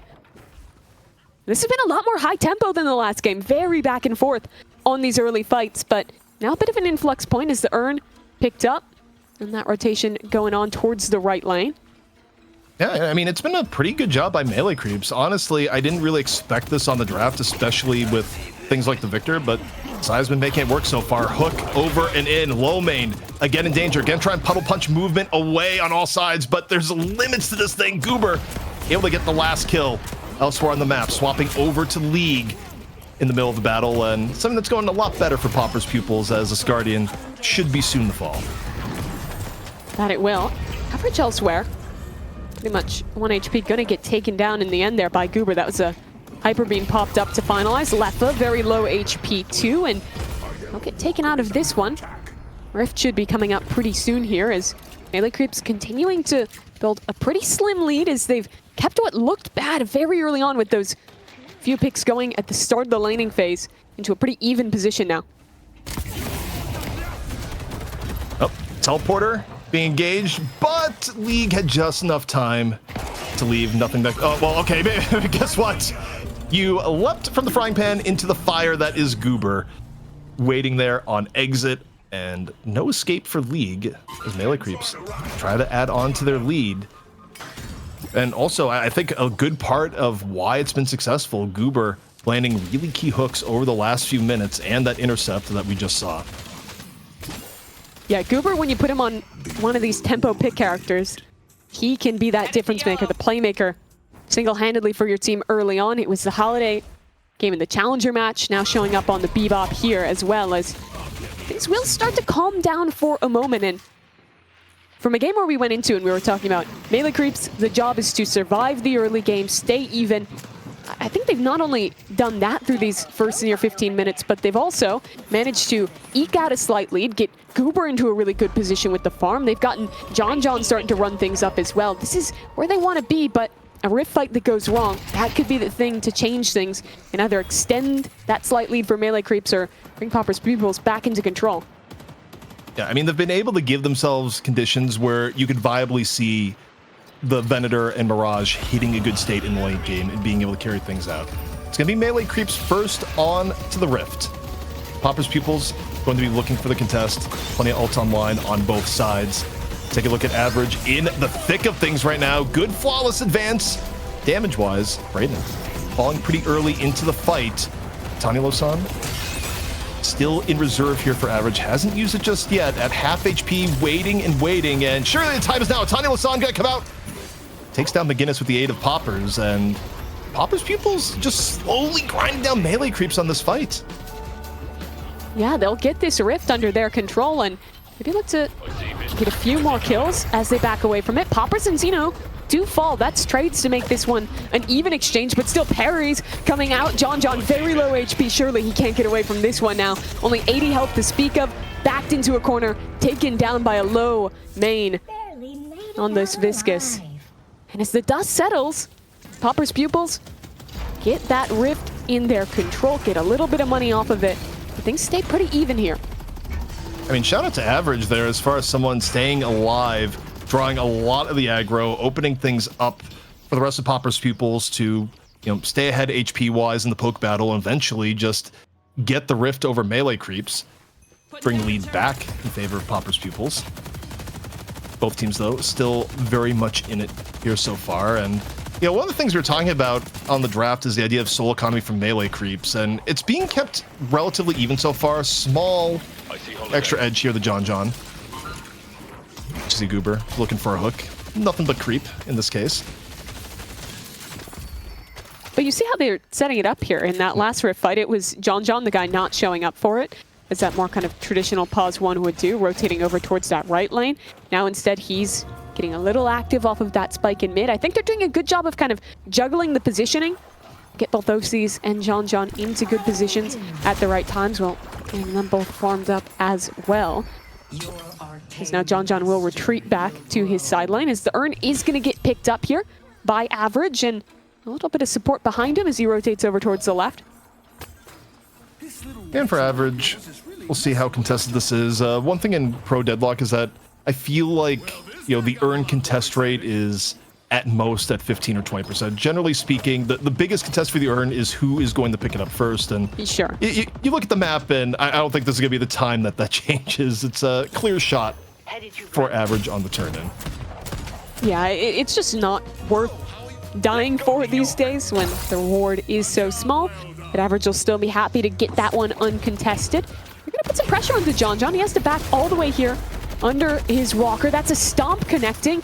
Well, maybe if there was a gut shot a little bit quicker, there could have been something cooking there, but instead just stays neutral. More players arriving even. A death slam used into this one. They're investing a lot into this fight in the end. A tiny Losan, that could get 2 kills. John's down to it. Braided on basically 0 HP. Finally chipped away up top. Is now Lefa will just get those stacks up onto the walker, and very quickly an advantage generated as this walker should be soon to fall. Only one coming in to defend. Enough of pressure there to at least get a kill on this pocket before he can retreat. Without too much help there for Saya, he doesn't want to overcommit into it, and they get away with their lives. Yeah, I mean, Saya rolling into that many people at a walker at half HP is kind of like, oh, great, it's Victor and he has ult. Well, we're just going to ignore him and take down the walker. It was, obviously you still want someone to come over there to grab farm, and, Saya doesn't give up his life, but it wasn't going to be something that was going to save the walker. No. By that point. And 10k advantage now for Popper's Pupils. First walker for them. And the advantage. Now we go to mid. This is a little bit wild from Melee Creeps. Deciding now's the time. It's not a fake out. The Rejuve Crystal is coming on down as Popper's Pupils been caught off guard. We'll see how the contest goes. All Melee Creeps swarming around, and it is all Rejuves and Melee Creeps. An incredible shot call from Melee Creeps. That's so nice. I mean, you look at the ult economy, and what did Popper's Pupils have to contest that? Their comp to begin with doesn't have that many tools to fight in that mid pit, and with Affliction down and positioning showing over towards that right lane, they took their chance to do it. They might have a kill on Poppers as well. He has to back away. Another hook here could be the end of him. Saya arrives behind. Now too much pressure, even for a Slippery Cat to get away from this one. Return to Shadows. It's really just this desperate attempt. The puddle punch, though, that's nice. And I think that's going to be just enough clearance for him to escape on 200 health. Really great support from Lomain.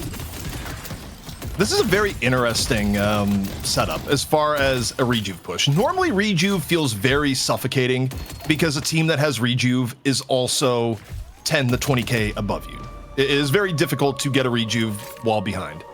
And yet, maybe as we're looking at here, this is one of those rare instances that the team that has Rejuve is behind in stats, so this can create some less than expected outcomes, but it's not going to be enough to prevent Melee Creeps trying to push 2 walkers at the same time.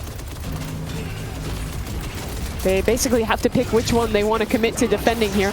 Victor with ult alongside John, that's going to do so much damage. There's really no hope of stopping this walker from getting taken. It's just a question of if you can get these Rejuves gone, if you can get kills off of it. Goo Ball coming in. That'll knock Saya into a corner. He's yet again getting juggled back and forth in this position. Pretty low on health with ult, but there's still another problem that's a little more prescient than just getting these kills for Popper's Pupils. Their other walker is getting pressured on the other side, and now they have to put a focus onto this defense as there's still Rejuves remaining here for Melee Creep CP.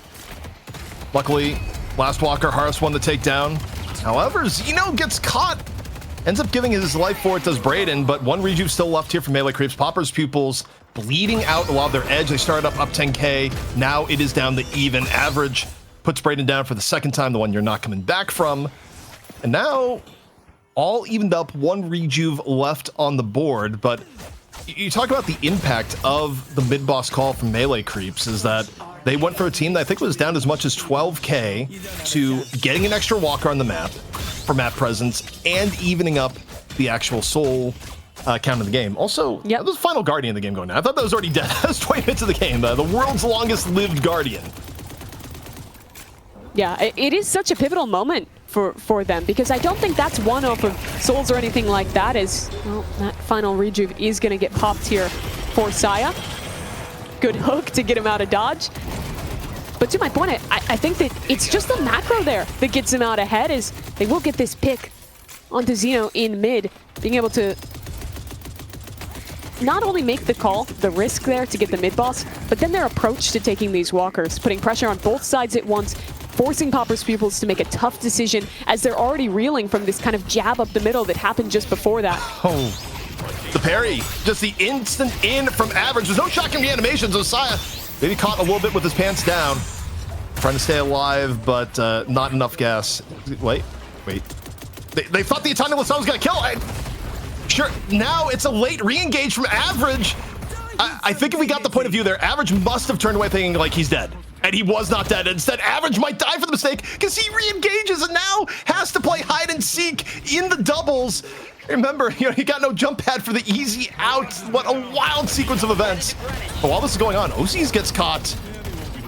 And things getting a little bit more brawly, but one brawl that Melee Creeps are absolutely fine to take. This game has been non-stop since that mid-boss call came in. But the kills, again, coming out on top for Melee Creeps, picking 2 up. John will be able to claim this urn as well. And it's crazy to say that despite, I think, how well they've played the macro, how well they've been playing these fights, it is still a nearly even game. In fact, Melee Creeps still just slightly behind looking at the aggregate. Yeah, and from the draft, wouldn't have expected this. And again, I look at win conditions kind of piling up for Melee Creeps now, is that you got John 24K. It's not over farmed, but it's above most in the game. You got OCs at 20K. And you got a Victor that has maintained relevance. It's not a Victor that's poor. It's not a Victor that, had chain feeding the way that we've seen out of other Victors recently, where, last time I saw Bird with Clock, Tanner had a particularly rough game on Victor, where, a lot of people attributed that to being like, well, okay, Victor just isn't it right now. But, no, Melee Creeps finding a pretty good degree of success, and 22 minutes in, the game is completely even. In Souls, not even in Walkers. Yes. In Walkers, a little bit less so, with that one extra getting picked up for Melee Creeps. I think now this is the point in the game where you start to really look at Goober and seeing where he can get an opportunity with one of these hooks to further a pick. They've done a good job of condensing really quickly to any chance they've had for one of those fights. But on the other sides, it's just going to be John continuing to farm up here. OC starting to do the same. He's a little bit further behind that massive lead, but they've all stayed relevant. They've all stayed close, as you were bringing up. And now Popper's Pupils, despite the even position, feel kind of on the back foot here, having to really hover each other, stay close in this jungle, avoid giving away a pick at this point in the game.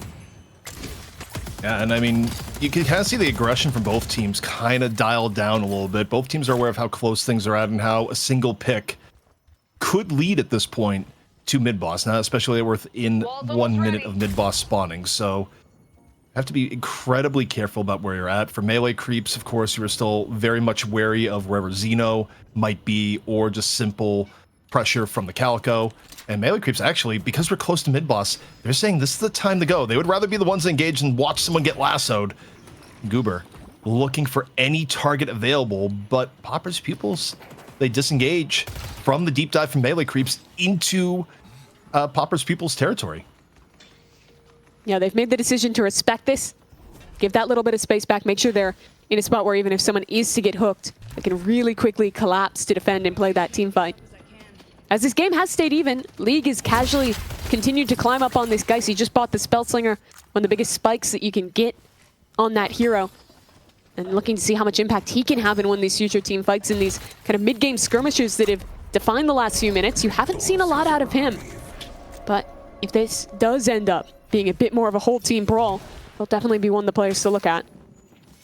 One thing that's not going to happen again, I don't think, is the surprise mid-boss. I assume Popper's Pupils feeling burned by that are looking out for it, but is this going to be engaged now? Saya diving in towards Poppers. Not the easiest engage onto the Calico, but counter engage coming on in. Xeno on the hunt. Lasso ready to go. Long range connects. Finds Goober. Goober immediately blown up. post lasso. Death Slam, though. Attempt coming in from Brayden. Picks up League.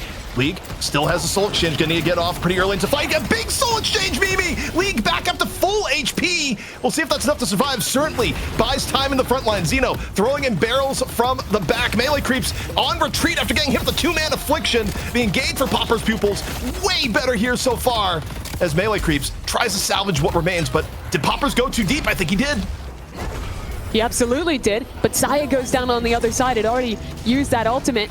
So now the advantage swinging towards Popper's Pupils. Lomain, though, coming down on the other side. It's a re-engage here. The wall actually finding so much value. Average is blocked into a corner, and now it's down to 3. League, no more soul exchange, half HP. Pressure onto him. Xeno low as well. Melee Creeps, are they turning this fight? John is low on HP. Someone else has to step up, and it might just be Birdie. Had a really tough go of things on the last game on this McGinnis. But here, he's rising up to the occasion, brings the numbers advantage. Mid-boss is coming online, and this now is a great position for the Melee Creeps.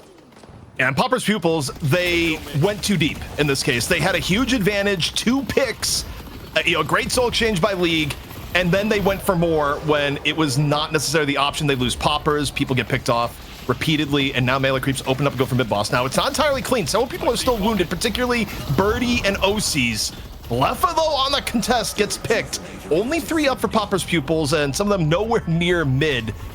Gonna be a clean 3 rejuves for Melee Creeps. So what was a fight that looked miserable for Melee Creeps is now turned into what could be the game-winning play. And they just keep staggering. That's League going down. That's a 60-second timer that he's gonna be on.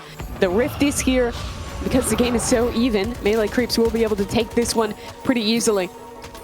This has been so close for so long, ZP, but I think that overextension, that fight, is just going to be the thing to push Melee Creeps out ahead. They have a long time on these 3 rejuves. They have a bit of a soul advantage. They'll have these Rift Troopers to push with as well.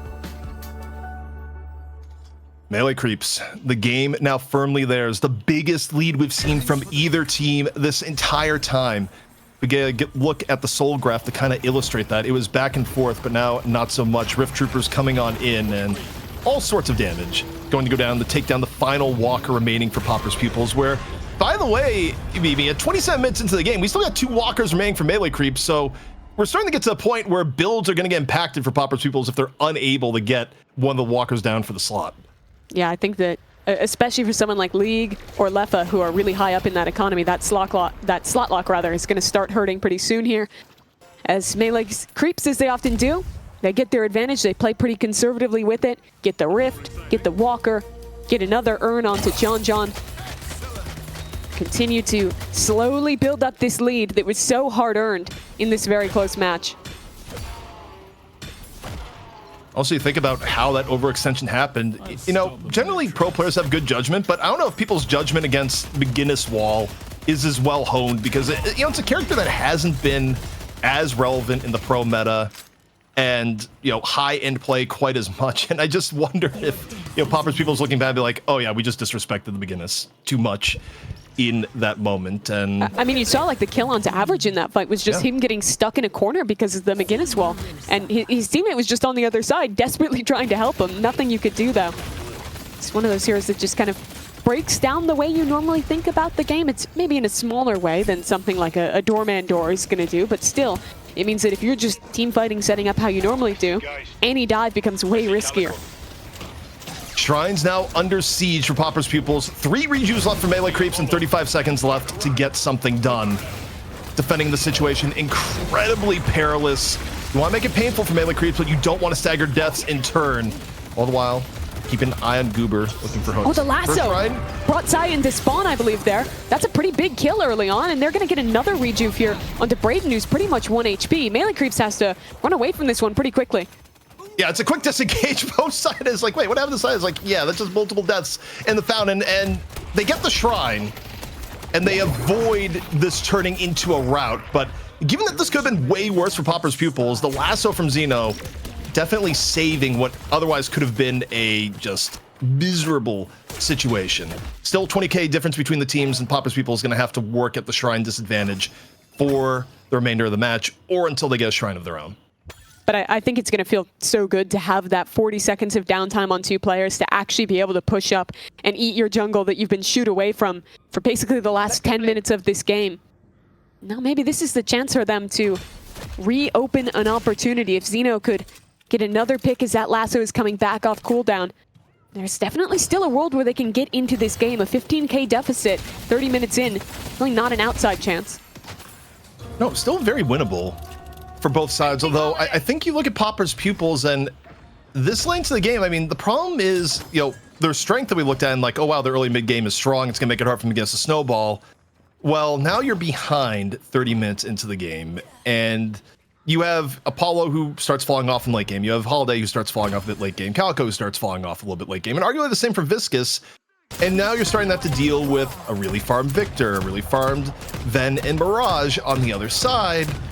And, how Popper's Pupils has to fight, turns into, can we find a lasso of opportunity? Can we get a really big affliction? These, nice to have things start to become necessities with how these comps match up. And Goober would just love to find a pick, always looking for the opportunity.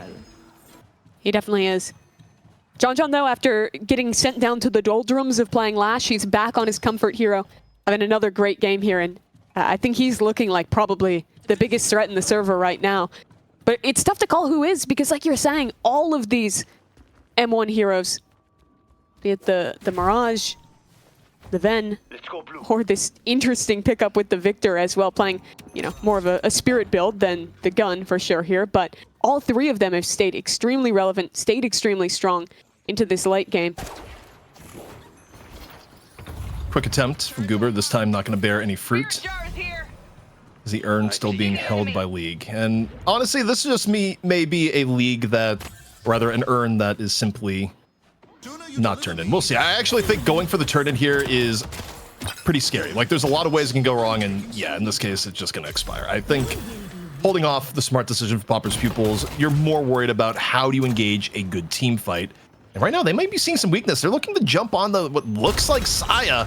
Take a look at Saya's low. Saya's real low, has ult up, but oh my goodness, 25 HP from getting that on cooldown. Saya just barely gets away. Feels really good to keep that ult at this point in the game. That could have been an opening for Popper's Pupils. Survive with 600 health. And slowly heal his way back up towards this game. Popper's Pupils still playing this neutral game. Looking to see if they can find another in. Maybe hoping for a lasso from Xeno, the other side. Maybe hoping for a hook from the Bebop. As Melee Creeps are going to engage pretty deep here. They're wrapping all the way around the backside here, cutting the rotation from these Popper's Pupils players. That invisible Bebop running forward, trying to be the point of initiation. The ultimate going to really slow these players in. Stun connects onto the Geist and just chipped away immediately. League is out of this one. The pathing in this fight, excellent from Melee Creeps. And now it's just a matter of following up. Affliction coming in. It's pretty big. That's 3 players. 3-man Affliction coming on in, but it won't be enough to save. Losing the soul exchange early. Osees finishes off Poppers. The damage from Melee Creeps still really good. Affliction or no. Losing the Geist early. Incredibly painful. Average though. Able to take Saya down for good. And Melee Creeps not exactly healthy themselves. Braden's super low as both teams break down a little bit later into the fight. Low main though didn't have an escape. Gets chunked by John, who also still has the air to meet. He wasn't even popped in the middle of this fight. Where's Average? He was just hiding in a weird corner here. Now they finally discovered his position. And trying to get out is going to be so difficult. Already knocked down low on HP and taken out of this one. ZP, I really think this game has been a calling masterclass by Melee Creeps. Whether it was that early call to go for the mid boss, the way that they approached taking the walkers after, or even in this fight, choosing instead of just greeting for a hook or something like that, wrapping around, letting the Bebop lead with that Veil Walker, and finding a really interesting angle to engage on in that fight. All of the little things make it hard to realize that this is a team who's only been playing in this form for now their 2nd week. Also, if we can get a replay of the Victor animation hitting League, because, it's one of those things where obviously Victor, you're kind of diving in hoping for things like that to happen, but League was maybe like a half second off from maybe getting control of his character back and getting a swap. But you think about how you got to that point to begin with. If Saya takes 25, just 25 more damage, Mimi, Saya doesn't have ult up in that fight. Like, maybe the fight doesn't take place because they don't look for it, but that situation, the way it went down, is avoided with just 25 more damage from Popper's Pupils when they nearly got Saya. So just evidence of how close things can get. But Shrine, the final Shrine for Popper's Pupils now under assault. Melee Creeps with 3 rejuves. They would love to be able to end things here. What a hook. What a hook! That's so sick. Good night to Xeno. Ripped out of the sky. No chance for recourse. And now in a 70-second timer, forced to watch as this base gets ripped to shreds by the Melee Creeps. Up a man, still with 3 rejuves to play. Both Shrines are down. Melee Creeps looking to bring the fight to stage 1. Patron, Popper's Pupils, again, riding the line on how much can they defend. Another hook coming out here, courtesy of Goober. Big Affliction. A bit danger, but yeah, the Affliction hits 2.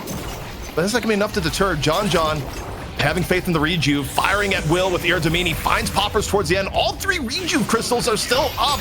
So yeah, Brayden goes down that tiny Lassat. I don't think Melee Creeps quite cares. First stage Patron is down, and the tide continues to swell against Popper's Pupils. Goober on low HP. That will be one of these rejuves gone, but how much fight is left in them? The Patron already dropped. Melee Creeps choosing to stay. Here comes the Death Slam. Counterspelled on one. The Cube will protect on the other.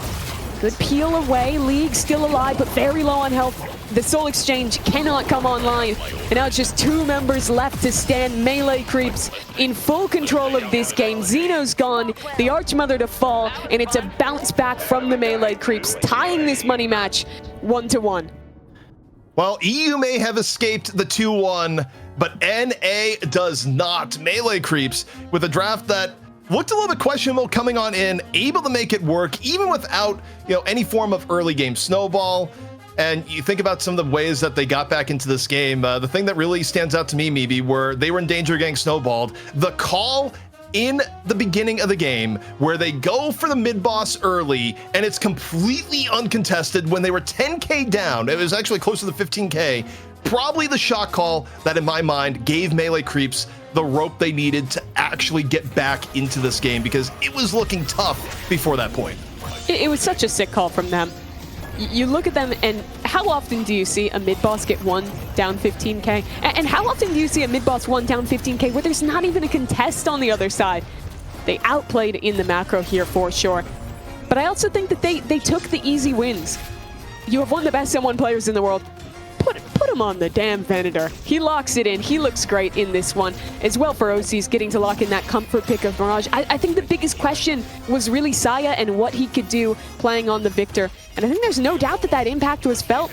Late game, some of the ults coming up massive. He had a ton of presence on the map. It was a complete 180 from what was a pretty brutal shift game from him in game 1. Yeah, I think the Victor probably, look, I'm not saying that in theory Saya can't play the Shiv, but you think about what we've seen Saya play historically, a lot more game time on Victor, and for Saya, who oftentimes is absolutely fine just trading himself, for, trading his life for bigger objectives, I think his playstyle fits a little bit better with Victor too. Again, happy to eat my words when Saya goes like 30-0 on a Shiv in the future, but that's kind of how it's been overall. And taking a look at how this game developed, I mean, there are a few things that were on a knife's edge.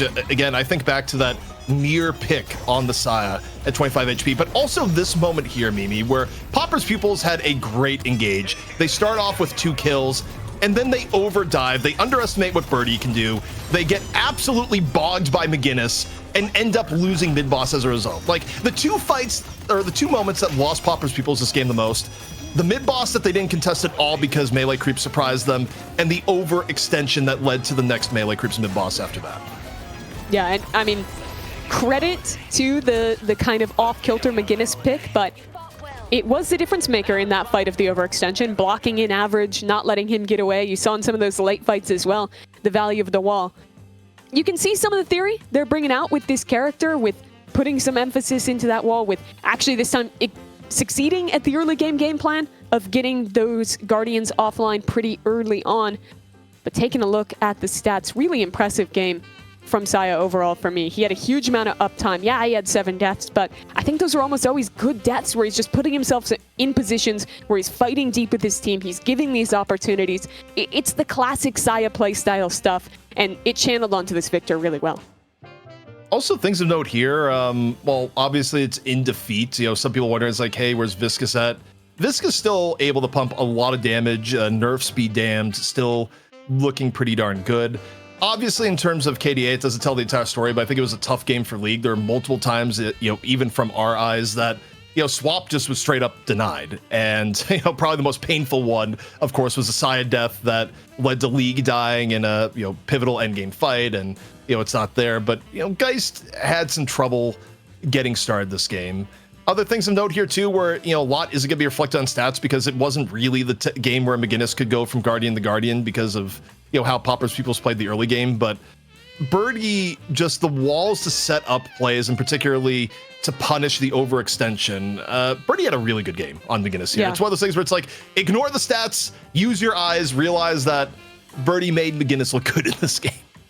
Yeah, I 100% agree. I think the impact there was really high. Even like the late game fights always had a DB for John was keeping him up, even when there were some super big afflictions in those last two fights. I think it was back-to-back 4-mans that just couldn't really get converted on whatsoever. So really impressive approach here from Melee Creeps. I love the pivot in the draft going into this one.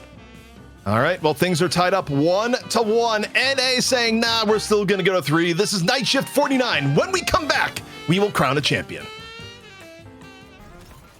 Well, just like we saw that last Bebop hook reeling in, we're reeling you back into the finals here on the Night Shift. Shift 49, ZP here with Mimi, and Mimi, Melee Creeps, they fight through a few gutsy shot calls, a few bad calls by Pauper's Pupils, and we got ourselves a map 3 for yet another week in a row here in North America. Yeah, credit to Saya and the gang on Melee Creeps. They came in today with a really creative idea of how they wanted to approach the draft. Didn't work out super well in game 1 of this money match, but the second one, it's a gutsy mid-boss call. It's some great conversion on the follow-up fights, and they managed to pull this one back in. I didn't think the Saya Victor would be the solution, but it honestly looks pretty great in that second game. No. So now my question is, going into a third map, do the Melee Creeps have anything else interesting for us in this draft? The weird thing about this draft is that while the draft order may change because it is going to be Pauper's Pupils' choice, I still kind of think of your Pauper's Pupils, do you even want to change much of the last draft? Like, you think about how that game was going, especially in the early mid-game. Melee Creeps got a gimme where they make just the best shot call ever to get an uncontested mid-boss while down 15k. How many games, if you run that matchup 10 times against these teams, in how many of those games is Melee Creeps going to get a shot call like that? I feel like the answer is like very few. So yeah, I'd wager not many. Yeah, so I wonder if your Pauper's Pupils would be like, that was just execution based. We run it back. Yeah, I did really like the approach of going for the Holiday Calico together. I think that kind of early tempo is a big win condition for them here, but they'll get to be first pick for the first time in this match, and they choose to ban away the Mirage. That was a bit of a problem for them last game. Yeah, Mirage, they're getting rid of an OC's comfort pick, and also they may be double targeting OC's here, where the pick in the beginning that we've been seeing a lot is actually if Billy is unavailable, you go. Doorman gets floated. That's the first time today, I think, that Doorman has been floated. They're going to pick Doorman, surely. Unless you underestimate Doorman and you feel like Melee Creeps don't do it well, which there actually could be some arguments, but Xeno does love himself some Doorman play, and it also takes pressure off of Holiday, and yeah, so they don't have to worry about the Holiday pick. Xeno's going to play Doorman, and it's the first showing of Doorman all day, I believe. Yeah, Xeno hasn't gotten to play it in a bit, but his Doorman is real good. The things that the Doorman does for your macro, no other hero really comes close. Being able to clown car out of a door together, having insane mid-boss contests. But maybe Melee Creeps take a look out of Pauper's Pupils' last draft. They're going to go for the Calico here. I wonder if it's just a Holiday to follow next. I feel like you don't have to Holiday. I think you have to Holiday before mid-stage bans. I think you can go something like Geist here and be fine. Maybe, or in this case, you just go Bebop, and in that case, like, they're not going to care. Like, Holiday could go unpick the rest of the draft, and it's fine. You can, you could, in theory, pick it for either team, but hero pool-wise, Xeno's been the Holiday player, and now he's on Doorman, and I can't imagine Melee Creeps is going to put Goober off the Bebop, though. Hey, we've seen Sai and John both play it. Pocket, though, going to come in for Pauper's Pupils, not going to be left off the board for that much longer, and Geist still available. I feel like that's a go-to from everything we've seen recently. Also, the interesting thing for Melee Creeps, do they have to pick the McGinnis? Like, I'm talking about, oh yeah, you could just ban this or that. I think McGinnis may have earned a ban if Melee Creeps don't pick it here. Yeah, they've picked a third stage every chance they've gotten so far today, so I wouldn't be shocked if they run it back, but Maybe they're willing to float her on. That's a question. And they're going to pick the Ven here instead. Get John on the comfort roll. So now the risk of that mid-stage ban going to that McGinnis. My question, though, is, are you extremely worried about it for Pauper's Pupils? Because when I look back on that last game, there were moments of impact for the McGinnis. There was a few times where the wall was pretty impactful, but I didn't feel like in any way it was like the defining reason why Melee Creeps was able to take that game home. I think it could be annoyance with how it punished them on the overextension, and also just the idea of like, wow, you guys really like playing this every game. Can we see you play a game without that? But they also, in this case, say, nah, they're going to take away the Mina. So they just hate OCs, man. Yes, they're banning all his characters. Yeah, this is the OC's hate ban, because no one else in North America is even playing Mina on a regular basis, certainly not on Melee Creeps. So you got rid of the Mirage, you got rid of the Mina, and you're putting OC's way deeper into his hero pool. And I mean, OC's hero pool is fine, but it makes me wonder, do you see something like a Wraith or something that you haven't seen in quite a while? Yeah, ZP, I think this might be Melee Creeps ignoring the McGinnis here, because if Viscous is getting picked up, I would assume that Birdie's going to be playing that role, and I don't think you'd want to double up with both of those heroes into it. On the other side, Apollo getting picked up, another one of those excellent tempo characters. If you can't get the Calico, you're going to feel pretty happy getting the Apollo. Yeah, and I mean, in terms of lanes, both teams are kind of setting up for reasonable lane pressure here. Lash going to be coming in for Pauper's Pupils, and yeah, I mean, with Viscous being picked up, while I could see a world where you run both, I mean, don't forget Melee Creeps gave us the Dynamo McGinnis game earlier, so like they're kind of willing to mix things up a little bit. I would be a little surprised if they come in with McGinnis, but instead we got the Saya hero here, and even with Victor still being available, they go, nah, this time around, comp-wise, we're going to change things up. We're going to put Saya on the Abrams. Yeah, Abrams is a pretty easy one to execute. That shoulder charge, a really great tool to bring in. And also, if you're playing against Doorman, the Abrams-Doorman combo really sucks to go up against, so they deny that. Infernus goes really deep into the draft here. I think that's going to be just scrounge up what we can for OCs to play. He's played it before, but I'm not super familiar with him on the Infernus compared to the heroes that have already banned out of his grasp here. Yeah, I mean, I don't think OCs has had any stellar Infernus performances overall, but also I feel like Infernus going this late draft period, somewhere out there, like, it's probably Cosmetical that's like screaming into the void being like, what is wrong with NA? Like, this draft, Mimi, is deeply offensive to EU competitive players seeing Infernus picked this late as a draft being like, what is going on in the NA region? But Pauper's People is going to round things out for Yamato, which is probably going to be the low main, where low main, you look at his comfort zone, obviously Billy whenever it's available. Hasn't been available much today, but instead it's like, well, I still want someone that's tanky and dives in on people. Yamato's going to fit the bill, but it does come with a much more considerable requirement on keeping farm up. If you're just looking at the biggest picture of this draft, I feel like the thing to walk away with is that Pauper's Pupils, they got the Doorman, they got Pocket. Both of those heroes coming into your draft has got to feel really good. We haven't gotten to watch Doorman played all day, but he's still in an incredibly powerful spot, and Pocket as well is going to give you huge impact in those late game team fights. On the other side, though, I think that Melee Creeps are in a pretty comfortable position with how this draft has ended up. I think that they have heroes who are going to be really good for getting early tempo with the Viscous, with Bebop Calico is kind of a roaming duo, and then they're going to go back to having some strong later game scaling carries like they did in that previous match with the Ven, the Infernus. This kind of feels like it's just like a last week draft for Melee Creeps before we knew the whimsy of the third pick McGinnis every game. Yeah, I mean, if this had started the day with this, it would be like, oh yeah, this kind of makes sense. Maybe an overdraft on the Bebop before we saw Bebop continually getting banned. The part, though, that is kind of touching the stove and it's wondering, is this a good idea, is you let through Doorman. Doorman has been banned all day. Doorman has been getting banned for good reason because teams have gotten very good at playing around Doorman. And Pauper's Pupils is no exception. Xeno is undoubtedly one of the premier Doorman players in the game, even among the pro level. So giving up the Doorman in this instance is scary, because you think about the knockoff effects. You're not only dealing with a character that is incredibly good at laning, you're dealing with a character that, for not being a traditional pick character in the way something like a Bebop or Paradox is, still has enormous ability to set up kills with Door. And of course, it's a hero that drastically increases your potency at mid-boss for both contest and take. So they've given all this up to Pauper's Pupils in the first pick, and we'll have to see if it's the right decision. It makes sense to me, though, because I think as scary as all that is, low main on Billy has been even scarier. Yeah, I'm enticed to say that Billy would have been worse to play against. And I think the biggest reason why they haven't been in a position to do this before is that this is the first time tonight where Pauper's Pupils get to be Hidden King and get the first pick in this draft. I think that you would have seen Melee Creeps look to ban the Billy more instead if they were in that position earlier on in their drafts. But either way, I think this sets up for a very cool finish to this one. I'm excited to watch Braden pilot that Calico last week when he had that one match before. Unfortunately, the tech issues meant he was getting subbed out. His Calico was really, really good. That was a pretty quick momentum shift in favor of the Melee Creeps off of him on that roll and roaming super early on. Honestly, the biggest Wi-Fi outage of all time, where normally, if a player goes out from that, it's like, okay, they're down a map, they'll be back.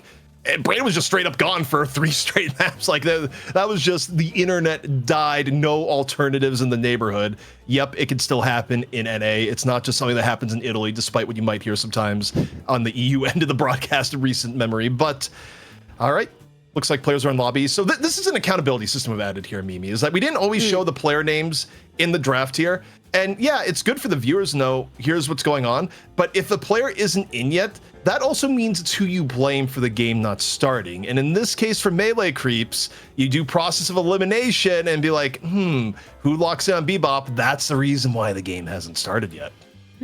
Where is this Goober guy? Why isn't he in the lobby? It's a great question. It's funny, I'm getting the look behind the veil, and I've just seen a screenshot of Saya going, R, actually never mind, R, actually never mind, part 2. And now a part 3, where it's never mind. Never mind, Goober AFK. Okay, could someone in Twitch chat alert Goober? Because we know Goober never leaves Twitch chat even while in the game. Goober, please get in the lobby. You gotta play a game. At some point, we will forfeit you. So you just get in the lobby, man. You can talk to chat a little bit later. It's fine. Hopefully he'll come back soon. I'm curious what you make of the low main Yam getting picked up here. He's played that some before, but I feel like most of his characters that he's like really taken over with last week, I think the Billy, the week before it was the Bebop. It was really out of control when he won those 2 MVP titles. Here having to maybe take a bit more of a step back with that Yam instead.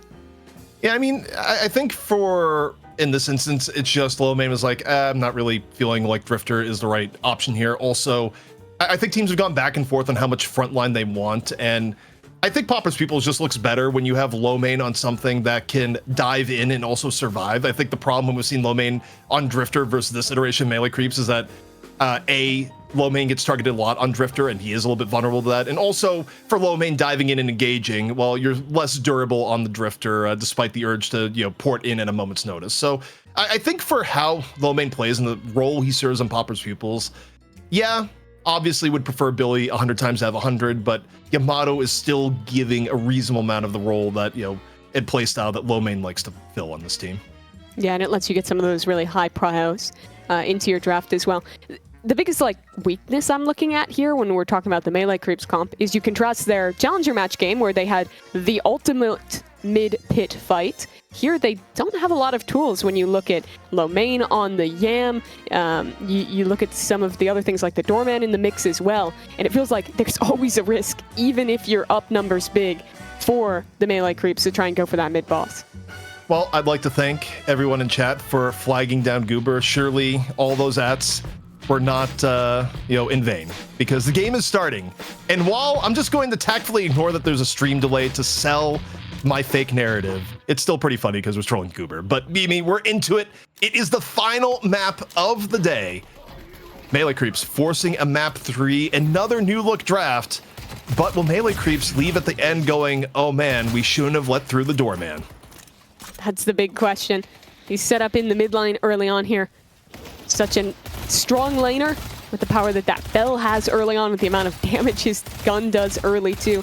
It does not feel like there is any point in the game where the Doorman is not a massive threat.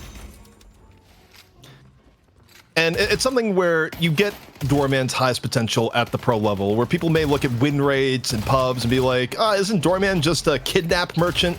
And your pub games, perhaps. But coordinated play just unlocks an entirely different level of power for a character whose kit obviously revolves around that sort of coordination. But looking around, we got the Doorman Lash lane in middle for Popper's Pupils, and off to the right, a Yamato Geist lane, which also going to be a little bit perilous.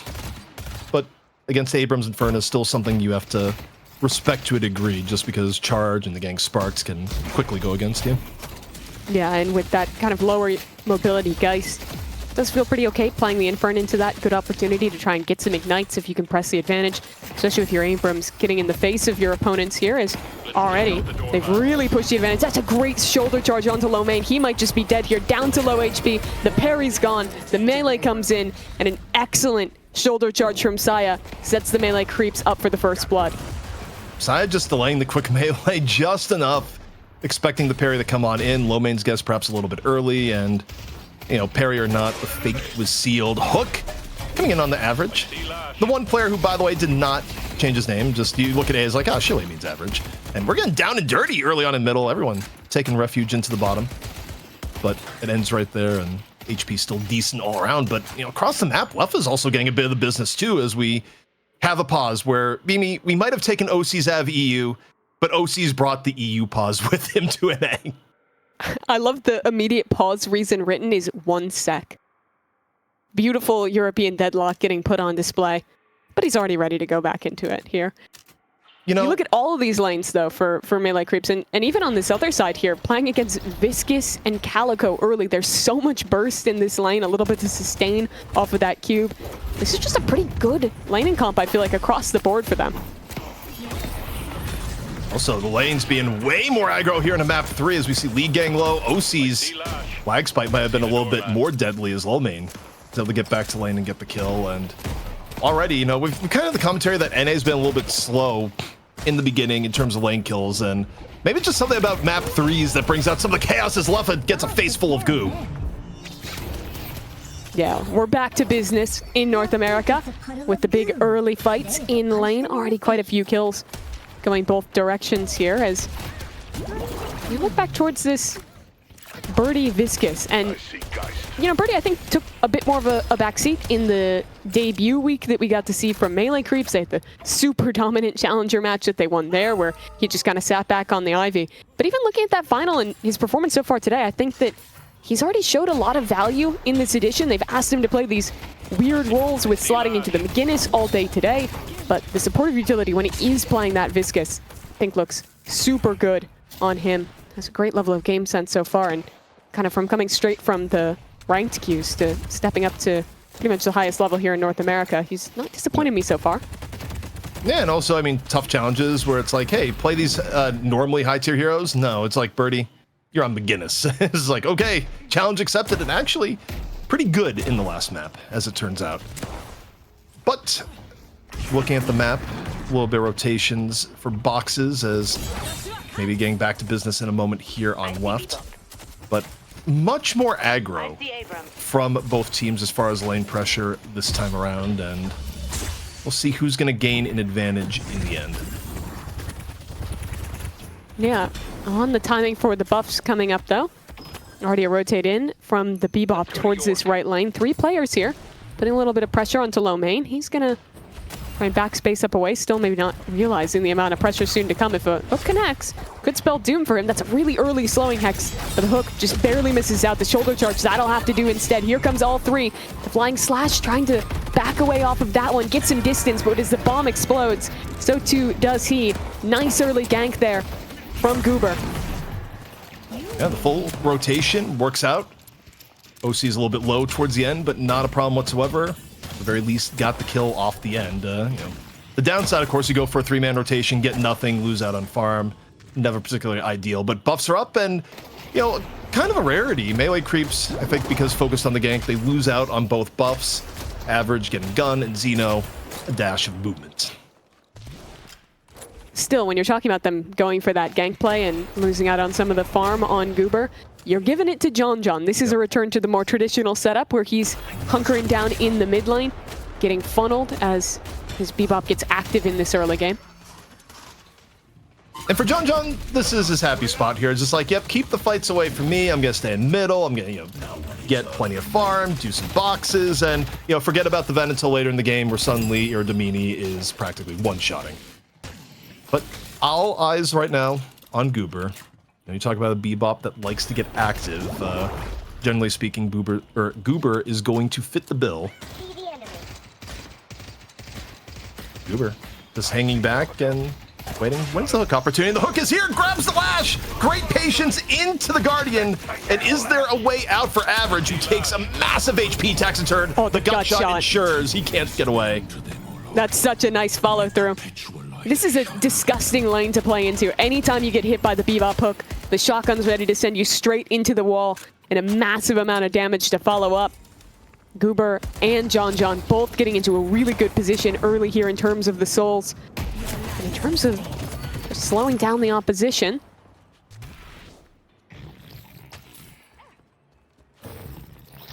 Looking for OCs, but he's just sneaking his way out. I was like, I'm gonna do a little bit of a crab walk away. As Lash is like, no, there he is. However, Flame Dash might have created enough clearance. And yet, all the while, okay, no, never mind.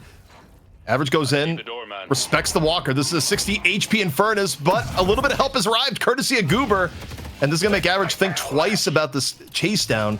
Average down at low HP. No more hooks left in reserve this early. I felt like OCs was just playing a horror game there, CP. He was having to hide in the corner from the big monster around. The shoulder charge? Ooh, nearly wanted to go in on the engage there, but having the healthier League alongside makes Sai hesitate for a moment. We've had that plenty of times here on Night Shift where it's like, am I watching Deadlock or Dead by Daylight? And sometimes it can be hard to tell the difference, especially when you get players just hiding in the veils. It goes like, please don't see me. But on the left, it's Apollo that's hoping no one sees him. Flawless advance, trying to buy a little bit of space, and wait, not dead yet. Popper's just a little bit of counter aggression makes Brayden back off. Brayden low HP, getting chased down by Leffa. And now, a little bit of life leech off the melee lifesteal might have been enough to clear out the Calico here, as now Leffa's the one in danger. Iridamini elsewhere on the map, pulled on out for a quick kill, and another. It's fights on fights here. John, though, the man coming up big. It's a solo kill on that second one, an assist on the first, and he is already just 600 away from getting 7K. This is exactly the start that you do not want to see from that star M1 player if you're a fan of Popper's Pupils, but fights are still going elsewhere. Leffa falls down, was already low on HP from the earlier engagement. And yet another fight going on. League engaged close with Sai, who's very low HP, trying to get away, is right here and now. It's the same exact situation for OCs, who has to concede just that bit of space under the pressure of two. Also, this is one of the dangerous things. They're half HP. There's Yamato. It's like, well, she can interdimensional travel on top of me, but League, low HP, exchange already used. Finish there, courtesy of Goober. Elsewhere, Xeno using the door for a bit of pressure here onto mid lane, where that's the one X factor in this game is what is the impact of Doorman going to be, especially now that Doorman has mid Guardian down and is going to be freed up to be a bit more mobile. We haven't talked too much about Doorman because, John and Xeno have been relatively cordial with each other so far. Yeah, haven't been too aggressive other than just getting that poke down as we pass the 8 minutes, and well, John gonna look to farm up his sinners and rotate his way over to a nice retirement in a side lane to continue to build up this advantage. The biggest thing that I see lacking for Popper's Pupils is that compared to when you have the Holiday, the Paradox, or something like the Bebop, it's a little bit harder to go for that hard engage on a pick. Sure, you have the Doorman with a cart or with an ult, and it's a bit less consistent as Lomain. It doesn't have anything to do here, facing up against two. Scalico already very active on the map as three players are going to continue the pressure in this lane. That is a very dead pocket, and yet another pick here in this aggressive early game from Melee Creeps. Yeah, gonna easily be able to turn this into a Guardian, perhaps a little bit more. The chase down on the Average, just pinned in on both sides. Yeah, the parry's not going to save you there, and someone would be a fool to throw a quick melee in that situation anyways, so Guardian gonna go down. Melee Creeps gonna secure earn control off this, an extra Guardian, and about a 3k lead. So coming out of the laning stage here, Melee Creeps working with a bit more momentum, and the ominous threat building is gonna be how much farm is John going to get while the rest of Melee Creeps look to stay active. Luckily, he's not massively ahead just yet, but still been slowly building up advantages, and we'll talk of that. This urn should be able to come down pretty much uncontested as soon as they see the level of opposition holding on the other side, and that it will. So we had a few more souls added into the total here for melee creeps. Because they may want to look for a fight. The Bebop is here. If he could connect a hook onto the Geist, that would be massive. In comes the Bebop hook. That's excellent. The uppercut to push her back away into the open league. No health to play with. No chance to get the soul exchanges. It was still on cooldown. And that's going to be the final Guardian getting taken here by the melee creeps. Elsewhere on the map, Brayden looking to be chased down. Lomane able to grab it. And that's actually a really important kill. I was about to bring up the part that Lomane's been broke. And a broke Yamato really changes how Lomane would otherwise be able to play. But that kill helps even things out, get Lomane back to where he needs to be. Leffa, though, in real danger right now, getting gunned down by OCs. Affliction may be on OCs, but OCs doesn't care. Far too much of a health advantage in that exchange. Rift up elsewhere on the map. Popper's Pupils gonna get the Rift, which again, help a little bit souls-wise, add a little bit of extra pressure. But the thing I was looking at before, and again, has been solved a little bit, not entirely, is can Lomane get higher up farm-wise in this game? Yeah, playing from behind on the never feels good. And Lomane, the player who was probably the most impactful individual when you look at these past weeks for Popper's Pupils, put up MVP performances in 2 recent night shifts. A little bit more quiet in this game so far. Has had to draft away from his Bebop, his Billy, that have looked so good in those recent matches. Take a look at the net worth, though. Some melee creeps coming out on top, but pretty even across their team. This isn't a John game where he's absolutely running away with the advantage, just slowly building up in that net worth alongside OCs. So that's pretty deep right now. You got Goober coming the back on up, but this is where Sion, you're a farmed Abrams, you got a lot of room to work with. The hook, though, going to result in a quick trip to the Baroness. I don't know if there's going to be follow through in this case. It just looks like, yeah, we're getting out of the situation. Goober, though, may want to get back in. Elsewhere, though, the pressure on the average just splatter all over the walls, courtesy of Birdie. More puddle punch pressure is on to the left. Melee creeps looking for extra. Goober also low back in middle. Poppers chases that down as there's death all across the map. Yeah, this is a really active early to mid game already in map 3 of this money match. But still, it's just that slight lead for melee creeps. 5k up. They have a lot of presence on the map, though. They've been very active in their opponent's jungle. They've gotten some really good ganks off. I think quietly Birdie having a really good game on this Viscus as well, as that is a really long way to go on the flying strike from Lomane. Tries to chase in alongside the Lash. Is there enough for a kill here? Birdie's in close. Maybe a cube to save if needed. That might not even be necessary because the rest of the cavalry is starting to arrive, but that's an amazing parry onto Saya. Very low HP, chased down with another fly in, but now he has to think otherwise.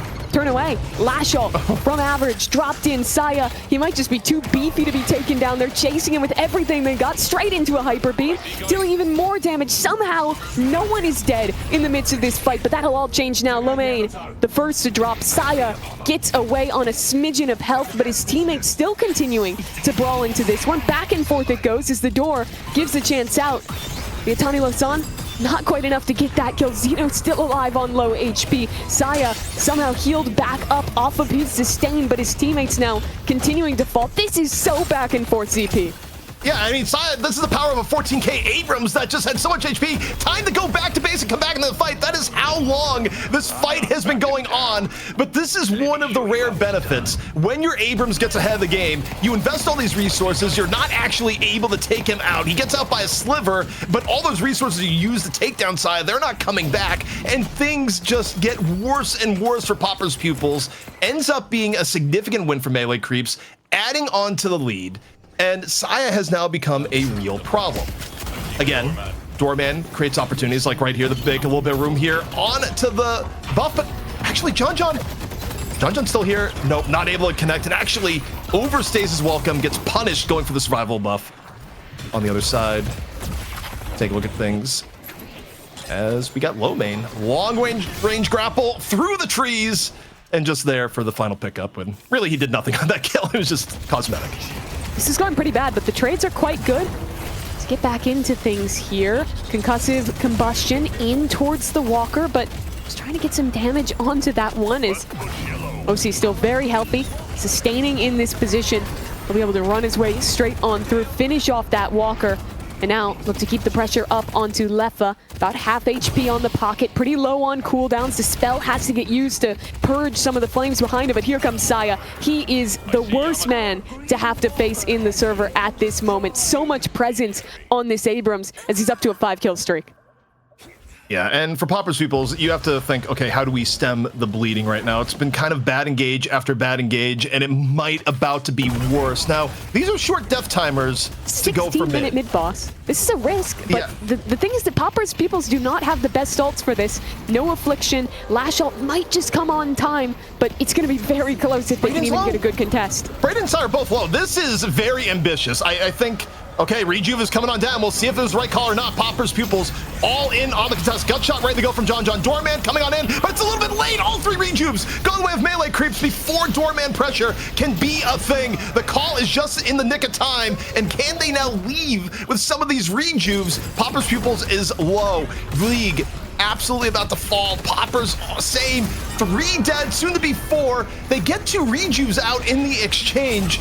But the shot call for early mid-boss working out once more for melee creeps, and yeah, all the Rejuves are gone, Mimi. That's the only silver lining here so far for Popper's Pupils. But it really isn't that much. This went from a nearly even game to now a 10k advantage for the melee creeps. They get massive uptime on the map as it's a near complete team wipe onto Popper's Pupils. And it's so impressive to watch this melee creeps ZP, because this is now back-to-back games where they go for a risky early mid-boss call, and it massively pays off in the schism between the 2 sects of the melee creeps that split off here. This Saya John one, they definitely kept the leader in Saya. The shot calling, even with this new team, has looked impeccable tonight, and they now have a pretty big advantage to play with in map 3. I mean, it's 2 back-to-back just breaking shot calls when you think about the last map to now, where once more Popper's feels like, oh, we're down 10k, and wait, why mid-boss? It actually could be a lot worse. Like the fact that they were still able to contest to the point to get the Rejuve crystals out, like you are happy the trade out lives for that. Yes, you get further behind in the soul count, but it prevented this from turning into a Rejuve push onto middle or right. So, I mean, there is comfort here. And okay, Saya, sometimes, you know, looking for a little bit of gambling, gets thrown off to the side. He just has so much health, though. How do you even kill this guy? You don't really. He's a 21k Abrams, and you're getting hit from, you know, an 18k Doorman. It's just, Saya can live long enough that other people are going to be able to rotate to help him. And Saya's still throwing hands with low main, by the way. You look at the minimap, like, Saya never actually truly left, as League just gets run down in the fire off on the other side. Oh, and he's reeled in another big fish to catch here onto Average. Movement pretty good to get away, but the flame dash to chase him down. Warp Stone still available to continue to try and follow onto this one. Now very low HP, out of cooldowns, out of stamina, and out of this game. Average taken down, and now back towards the rift. Poppers will get it, but at what cost? 2 kills elsewhere, and now melee creeps even engaging for a fight here. Also, solo affliction directly on the side. One way to get Abrams a little bit more out of the fight. Wait, is that on Saya? Lowmain just went super deep at low HP, hungry for something, but, you know, maybe again, a little bit too deep. Brayden looking to clean up the easy kill, and does. And what has been, again, a little bit back and forth in some of these fights, but Saya gets away, the affliction is cleared, and just a full heal up courtesy of the Rift Troopers, stealing whatever their space essence may be. Yeah, welcome to Abrams' spirit. Just insane lifesteal.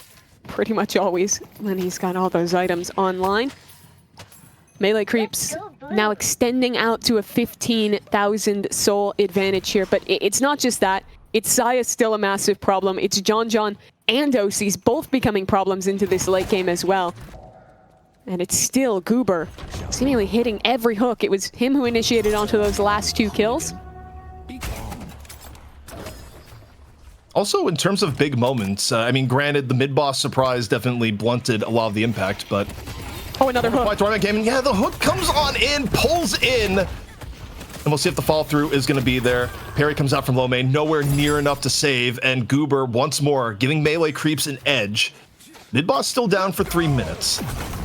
And you look at Earn, should be an easy dunk being set from Sai here, where Popper's Pupils, I mean, already having to take a step back given the overall game state, but it's going to be an even further step back while you're down low main for the next 15 seconds. Yeah, every time it seems like the game is at least getting to a neutral place where Pupils Pupils have some time to breathe, have some time to farm. It's one of these hooks connecting, it's a shoulder charge connecting from Saya, something like that, to force Pupils Pupils back into another fight. Oh my god, look at Saya. He's not just farmed, he has a gambling 52. addiction. This is nearly REM levels. His greed sickens me where we're at right now. I mean, not Never quite stop gambling. He hasn't. That's the thing. Like, Saya actually has not. And that's adding to why it is 21 minutes into the game and Saya is at nearly 4k HP. That is so disgusting to see him at that level of health. Also, on the other end of farm, like, I mean, low main is homeless. Low main, Yep. This is not where you want a Yamato to be, and it's probably the biggest indicator that we are heading to a new champion here tonight, is that Yamato cannot be this broke and have effectiveness, especially not against Saya. I mean, Saya just chuckles, like sensible chuckle, when low main dives in on him, you know, without massive help, because low main can barely scratch Abrams at this point. And what is your value on the Yam if you're not able to dive in and fight? I think she's one of the worst feeling heroes to be massively down on farm, to feel like you can't initiate in that way. And you talk about that lack of agency, you see the complete agency on the other side. It's just Goober running around in the jungle, looking through every veil. He just wants any target at all. The fisherman looking for another catch here. And, you know, some days the fish aren't biting, but Xeno probably felt, you know, just a chill in the air at that moment, because getting pick on the Xeno would be quite awesome. I mean, of all the people you can pick, because when mid-boss is going to be up in the next 40 seconds or so, okay, a little bit more, like 50. If you can get pick on the Doorman, one of the biggest threats of contesting, you are feeling incredibly good about this. And, okay, we get the chase down to Saya, but nothing's going to happen in this instance. Like, Saya's not dying to this. Yeah, when are you ever going to deal, what, 4,500 damage before some of his teammates collapse and manage to defend him there? So they back behind scrimmage lines again. And this is now just the game of do not give a pick away before mid-boss. 20 seconds till it comes online. Any kill at this point in the game is for that key objective. And for Pupils Pupils, that means if you lose a fight now, that could just be the game. That's another hook to initiate. Do they have the follow-through, though? Not a huge amount of players to follow this up, and low HP on the Bebop. Average just got mugged in the middle of the streets. Affliction comes out. It's only on the side, but okay, if they get Saya, it'd be huge. Saya's HP is going down, courtesy of the Frogs. Super low HP, trying to take refuge. Down to 1 HP. Can anyone land the final shot on the Abrams before his HP goes back up? Low main taking advantage of the escape. And oh my goodness. He feels 1,000 from Locket. That is just despicable to witness. And suddenly, from him being an inch from death, he's back alive. And now it's Pupils Pupils losing key members instead. Down goes their Apollo. Maybe a little bit of trouble for Lefa as well towards mid. To take someone even in this engage. This is an underfed Yam, really getting sent straight into the fire, trying to escape, but burning thanks to that Infernus. And finally getting taken down. This should be mid-boss. It's a last-second attempt to try and engage off of the doorman door, but still John is here. He's been stepped away in this fight so far. Now he steps up, and it's only 3 players left. No timer on the door, and Melee Creeps looking at the mid-boss. Death Slam coming in late. Aaron's like, I missed the fight, I'm back. And guess what? Yeah, shoulder charge for you too. You're just dead as you walk back on in. Oh my goodness. Back-to-back maps, Mimi, where Saya makes a great escape at low HP, once on Victor, now on Abrams, and it results in Melee Creeps getting enormous edge. You gotta give low main some flowers for low main actually clearing up multiple kills in the time that Saya was away from the fight, but a back-breaking moment where, you know, it feels a little bit like deja vu when you compare the moments between both games, where just Saya escaping at the slimmest of margins, leading to a big win, in this case a 30k lead, just about 3 rejuves. And this one, we are very much heading to a new champion. Yeah, this is a huge advantage now. Massively ahead. Everything that they could ever hope for. And it's so cool to watch it happen 2 games in a row. This night started with an extremely interesting draft in the Challenger match, with them playing that strange comp, locking in the Dynamo for John to close out. It stuck through, picking the beginners in every game to follow, only to come into this third and final map of the night, return to a more normal Melee Creeps draft, and still look amazing at it. Also, I think things when you do soul searching for Popper's Pupils and you look at things here, like differences from last week to this week. Low main on Billy, murderous, an absolute terror. Low main on Yamato, a lot more things can go wrong as we see in this game, where the farm never quite came online for low main, and being paired up with Abrams just turning into raid boss mode has been an awful mix for Popper's Pupils getting good engages over the course of this game. And now for Popper's Pupils, they look to see if a mistake will happen. 3 rejuves in the can, an incredibly strong frontliner though. Make that a little bit unlikely, but hey, 3-man affliction, that has to be a start. It could be the way back into this one. Popper's already down though, and the second you get any advantage into one of these fights, it's the arrival of the rest of the cavalry. Iridamini, execution onto the doorman, the pick that finally got into this game, but at the very tail end gets taken out of it. Rift gets taken, shrines are dropping, still 3 rejuves left to stand here for the Melee Creeps as they look to end in this fight, look to continue this advantage, and just no one can stand. Every player from Popper's Pupils trying desperately. Sure, you can death slam him towards spawn, but do you even have the damage to follow up? No way. You're dead instead, left with the last man standing. And I mean, this is decisive enough with respawns eventually long. Average isn't going to be back up after the shrine is dead. You still have 45 seconds on rejuve. And Leffa just got staggered. You got Leffa! This could just be it. We could be on the verge of a new champion here in North America. First stage patron about to fall. Melee Creeps. Do you end it here? You still got the rejuve on your side for 30 seconds. You could stay. But Mimi, when they got victory in their sight, they're still going to say, we'd rather play it safe. And respect to that. Saya's called an amazing game for the Melee Creeps so far. And while it's not maybe the most fun call in the world, it's probably the right call. Go back, get your buys online, reset the health, and look for this final fight to close out the night. Also, for a hero that got permabanned all day long and has been lauded for basically his enormous effect on the game state has evolved in a way that you haven't really felt the impact of Doorman. And I'm not even saying that that's Leffa, or rather, that's Xeno playing bad by any means. It's just, in terms of game balance, Doorman is not necessarily auto-win. There are things that can impact that, but because of combustion on the average, who has just been getting the business repeatedly in this game, getting it once more into Hook and a final bomb. I mean, average has spent the last, feels like 5 minutes of this game in Hook torture, one after another, and the pain isn't ceasing for Popper's Pupils. No, that's a 50-second timer on average. The entirety of Melee Creeps clumped up together here, starting their trek towards the last stage of that patron. They hear the Doorman showing on the wave here, might be looking to collapse onto him now. Trap between 2, shoulder charge could be really good here. Door, is that enough to get away? Saya just doesn't care. Runs under the walker, I don't mind. He's gonna take the fight right here, right now. And that's the end of Xeno.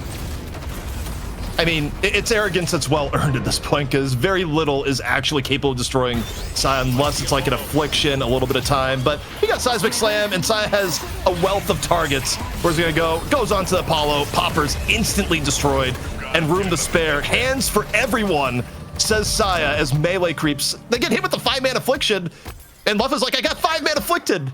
Doesn't matter. Maybe for killing OCs, but beyond that, not too much. No, the rest of them should just back up here, reset briefly, and if anything, it's just avoiding the inevitable for another minute or two. Leffa's actually hit quality. The last 2 afflictions have been very high quality. It's just, better had in a game state where you're not already down players and down 30k souls. Yeah. Base Guardian's getting taken out by the Winions here. Someone has to come back from Popper's Pupils to clean that up. They're trying to maybe push for another pick here. You saw them playing towards the middle of this map, but there's only 2 players here. Average out a little bit far ahead of the rest of the team there. If a hook lands, that could pose danger. And Goober Not sure if he has an opportunity to engage because it's Saya over here. Huge shoulder charge onto 2. The cart though pushes him in and he's dead. The Nightmare finally taken out of the server, but the rest of his team is here. That's a hook onto the Geist. Counterspell to avoid a knockaway, but a good punch out of Birdie keeps them away from the safety of the door. And now it's 2 players down on the side of Melee Creeps. They're the ones having to back up here for the first time all game, ZP. Midboss is about to be back up.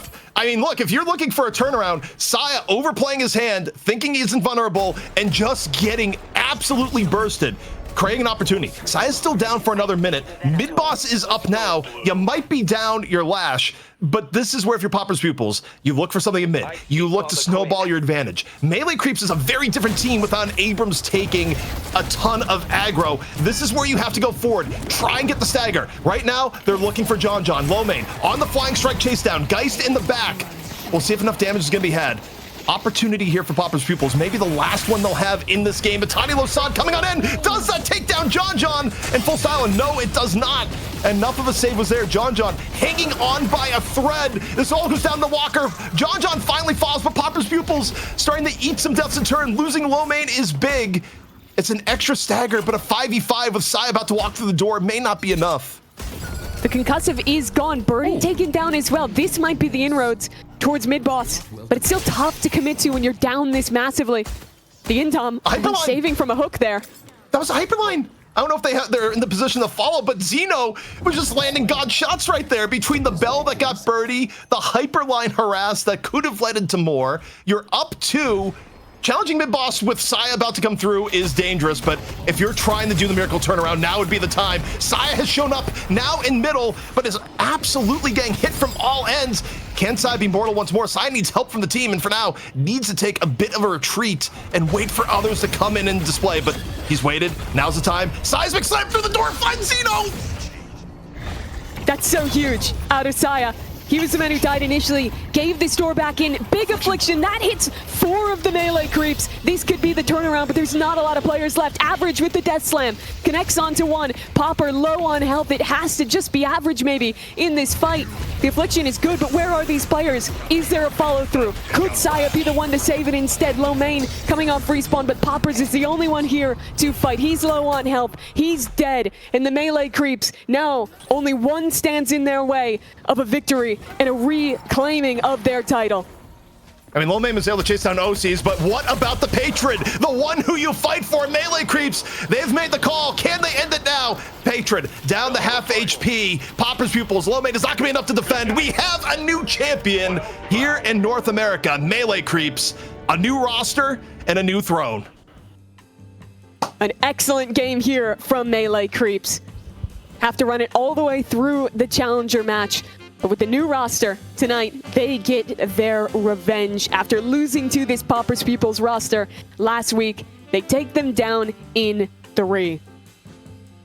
What a wild game. And honestly, Mimi, I just think back to the Saya great escapes that we had, and both this map and the last map were so close at times to going the other way off of just 1 or 2 plays. But you got to give credit to the shot calling that made a lot of the opportunities happen from Melee Creeps.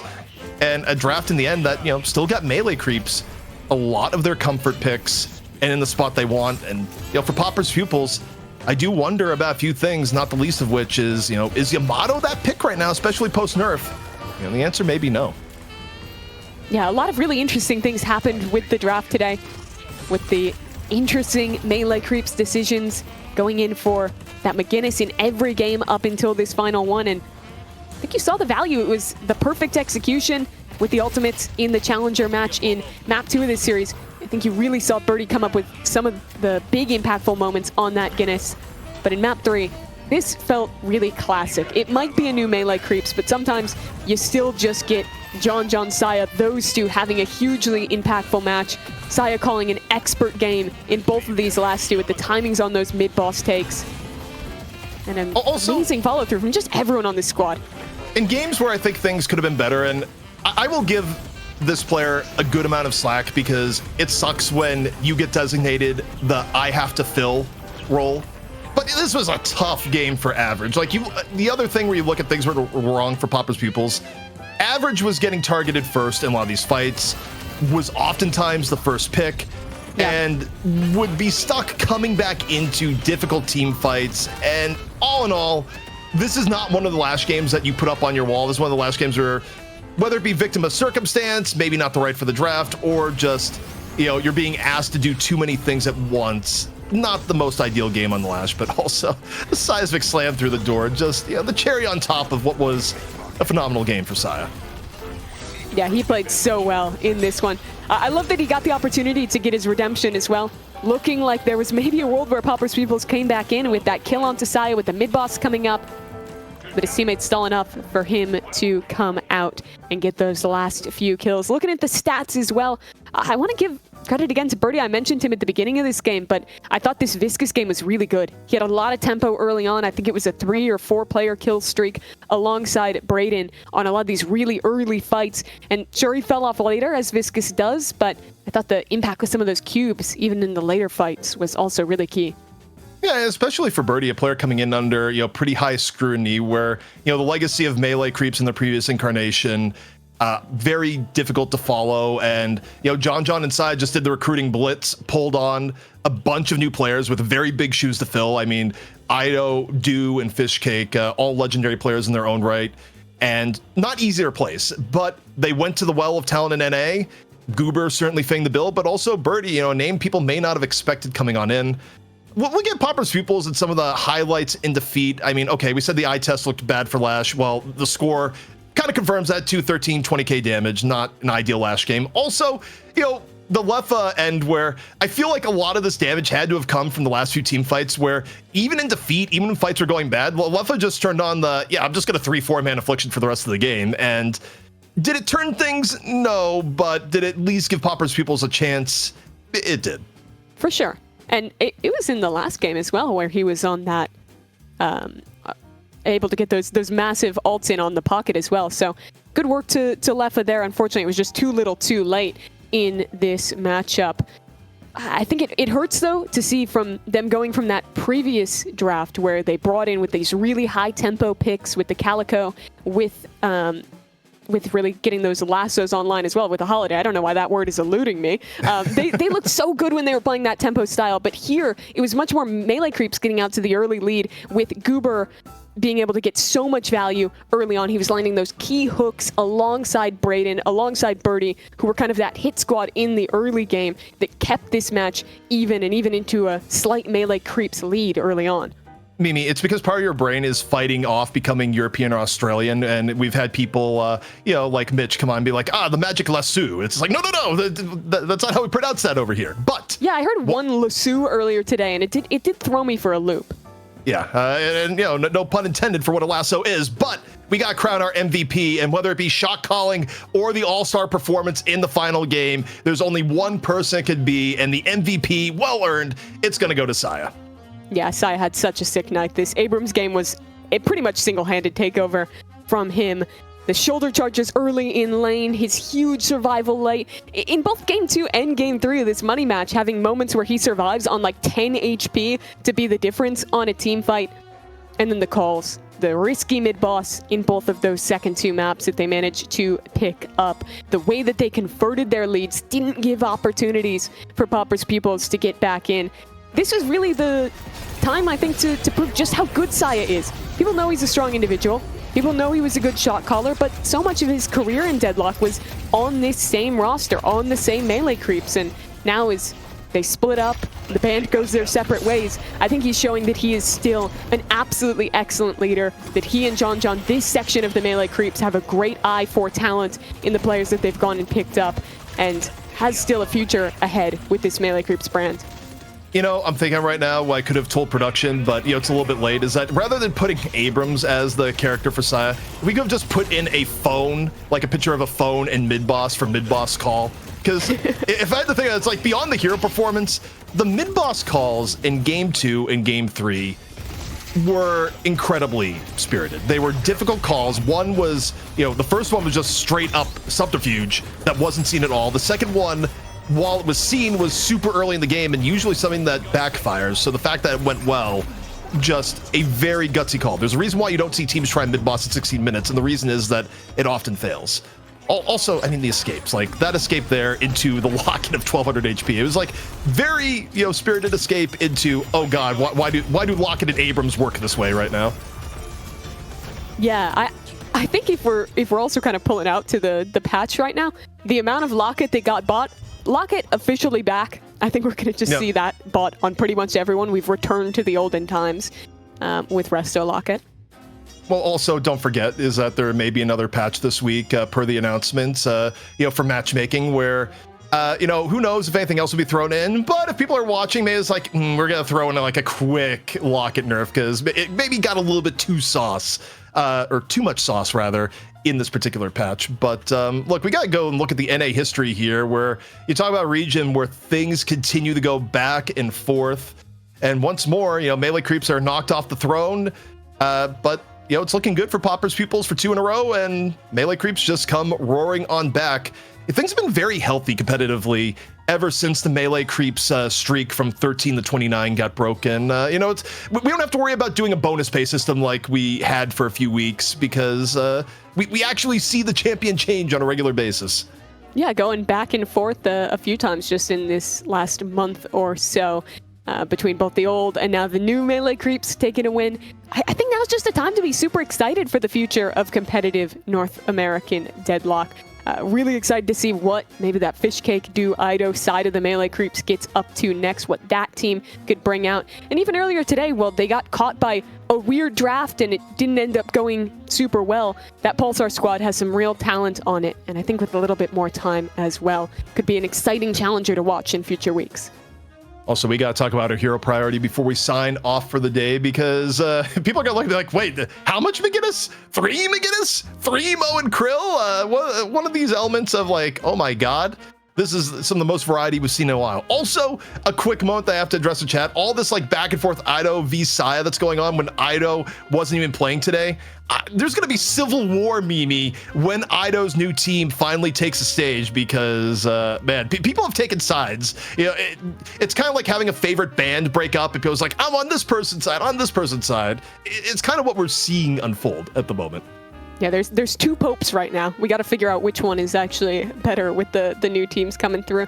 I think if you're looking at the prio from this one, the top characters are still there. We're still seeing Doorman, Billy, Mirage getting picked in every one of these games. But I think things to look at, first of all, still a lot of prio on Pocket, but they ended up going later in a lot of drafts. Some teams valuing them slightly less, as well as Calico, who's been kind of like that 4th, 5th pick a lot, getting shot up earlier in some of the drafts today as well. Yeah. Also, shout out to that one guy on Reddit where anytime there's a match thread, I always see a comment or talking about hero priority of like Rip Horse. Like the people out there were waiting for the return of Celeste. It was not this week. Warden was left off the table. We're also, by the way, talking about factors of like, hey, how did melee creeps retake the throne? Yeah, they didn't throw away a map with John and Warden because I don't think Warden is that hero at the moment from what we've seen. And clearly John has looked way better on other things, finally being able to play then again. But cool things here too in terms of bans. Mo and Krill, not only coming in, represented 3, but it was eating 2 mid-stage bans back in EU, where again the Mo and Krill Nation's gonna wake up and be like, we're back, and honestly, maybe a little bit. Yeah, the other hero shooting out to me here is Viscus, who had really, really high prio in NA last week, but falls down to only 3 times involved in a draft in EU. He made it through basically the entire region without getting touched, so I think that Viscus still looked good, especially in this last game tonight, where you saw still that early gun, early splatter providing a lot. Maybe the splatter not scaling quite as menacingly late game, but when you look at the power of the cube and having those iframes, being able to purge, I still think that character might have gotten a little undersold this week. Yeah, it's very possible. I mean, the interesting thing here is that obviously we did have a patch, so this wasn't entirely in a vacuum. Like the patch did shift things up, but Top End Deadlock is kind of interesting in that, like, even in times where I've had no patches, teams just figure some things out or suddenly be like, oh yeah, we actually want to play this hero.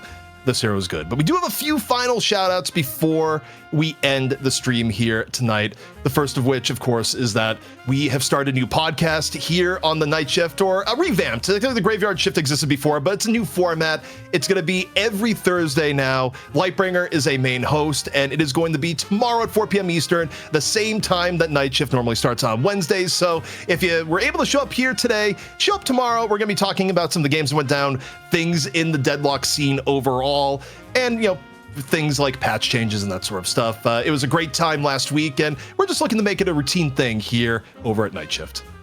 Yeah, I managed to catch the podcast that you guys did last week when I was driving over to do the show today. It was super entertaining. So if you're even tangentially interested in Deadlock Esports, there's not a lot of other places to go right now to get all those updates, especially from folks that are so ingrained in it. So make sure you check it out tomorrow. Also, for our patrons and subscribers, on our Discord, we have a thread up where you can ask questions at the Q&A, and we will answer them live on air, or at least, you go a little bit too wild with it. I can't make any guarantees, but for the most part, sensible questions will be read and answered. So go wild there. Also, we might, I don't know if this is a thing. I may just be trying to channel something that does exist. We might have the item priority that we have here. Yeah, let's take a look at the item priority. What's it looking at? Oh my God, Resto Lock at 1000, Mimi. Yeah, it makes perfect sense after what we saw this week. There are no other items in the game. If you're playing ranked, you should be buying this one item. Probably nothing else. Looks pretty great. Good change, Valve. Also, shouts to production. So our items tracker broke, and I said, can we just get a Resto Locket icon and like a large number? And we at least got that on. Like, if you're trying to figure out what was bought and what has changed, it's Resto Locket. Pure stop. Like everything else irrelevant, buy Resto Locket. Its stocks could not be higher. But Mimi, I believe this brings us to the end of our show. Any final words before we sign off? And of course, thank you so much for coming in and filling in today. Yeah, thank you guys so much for having me. It was so fun to get to watch this one.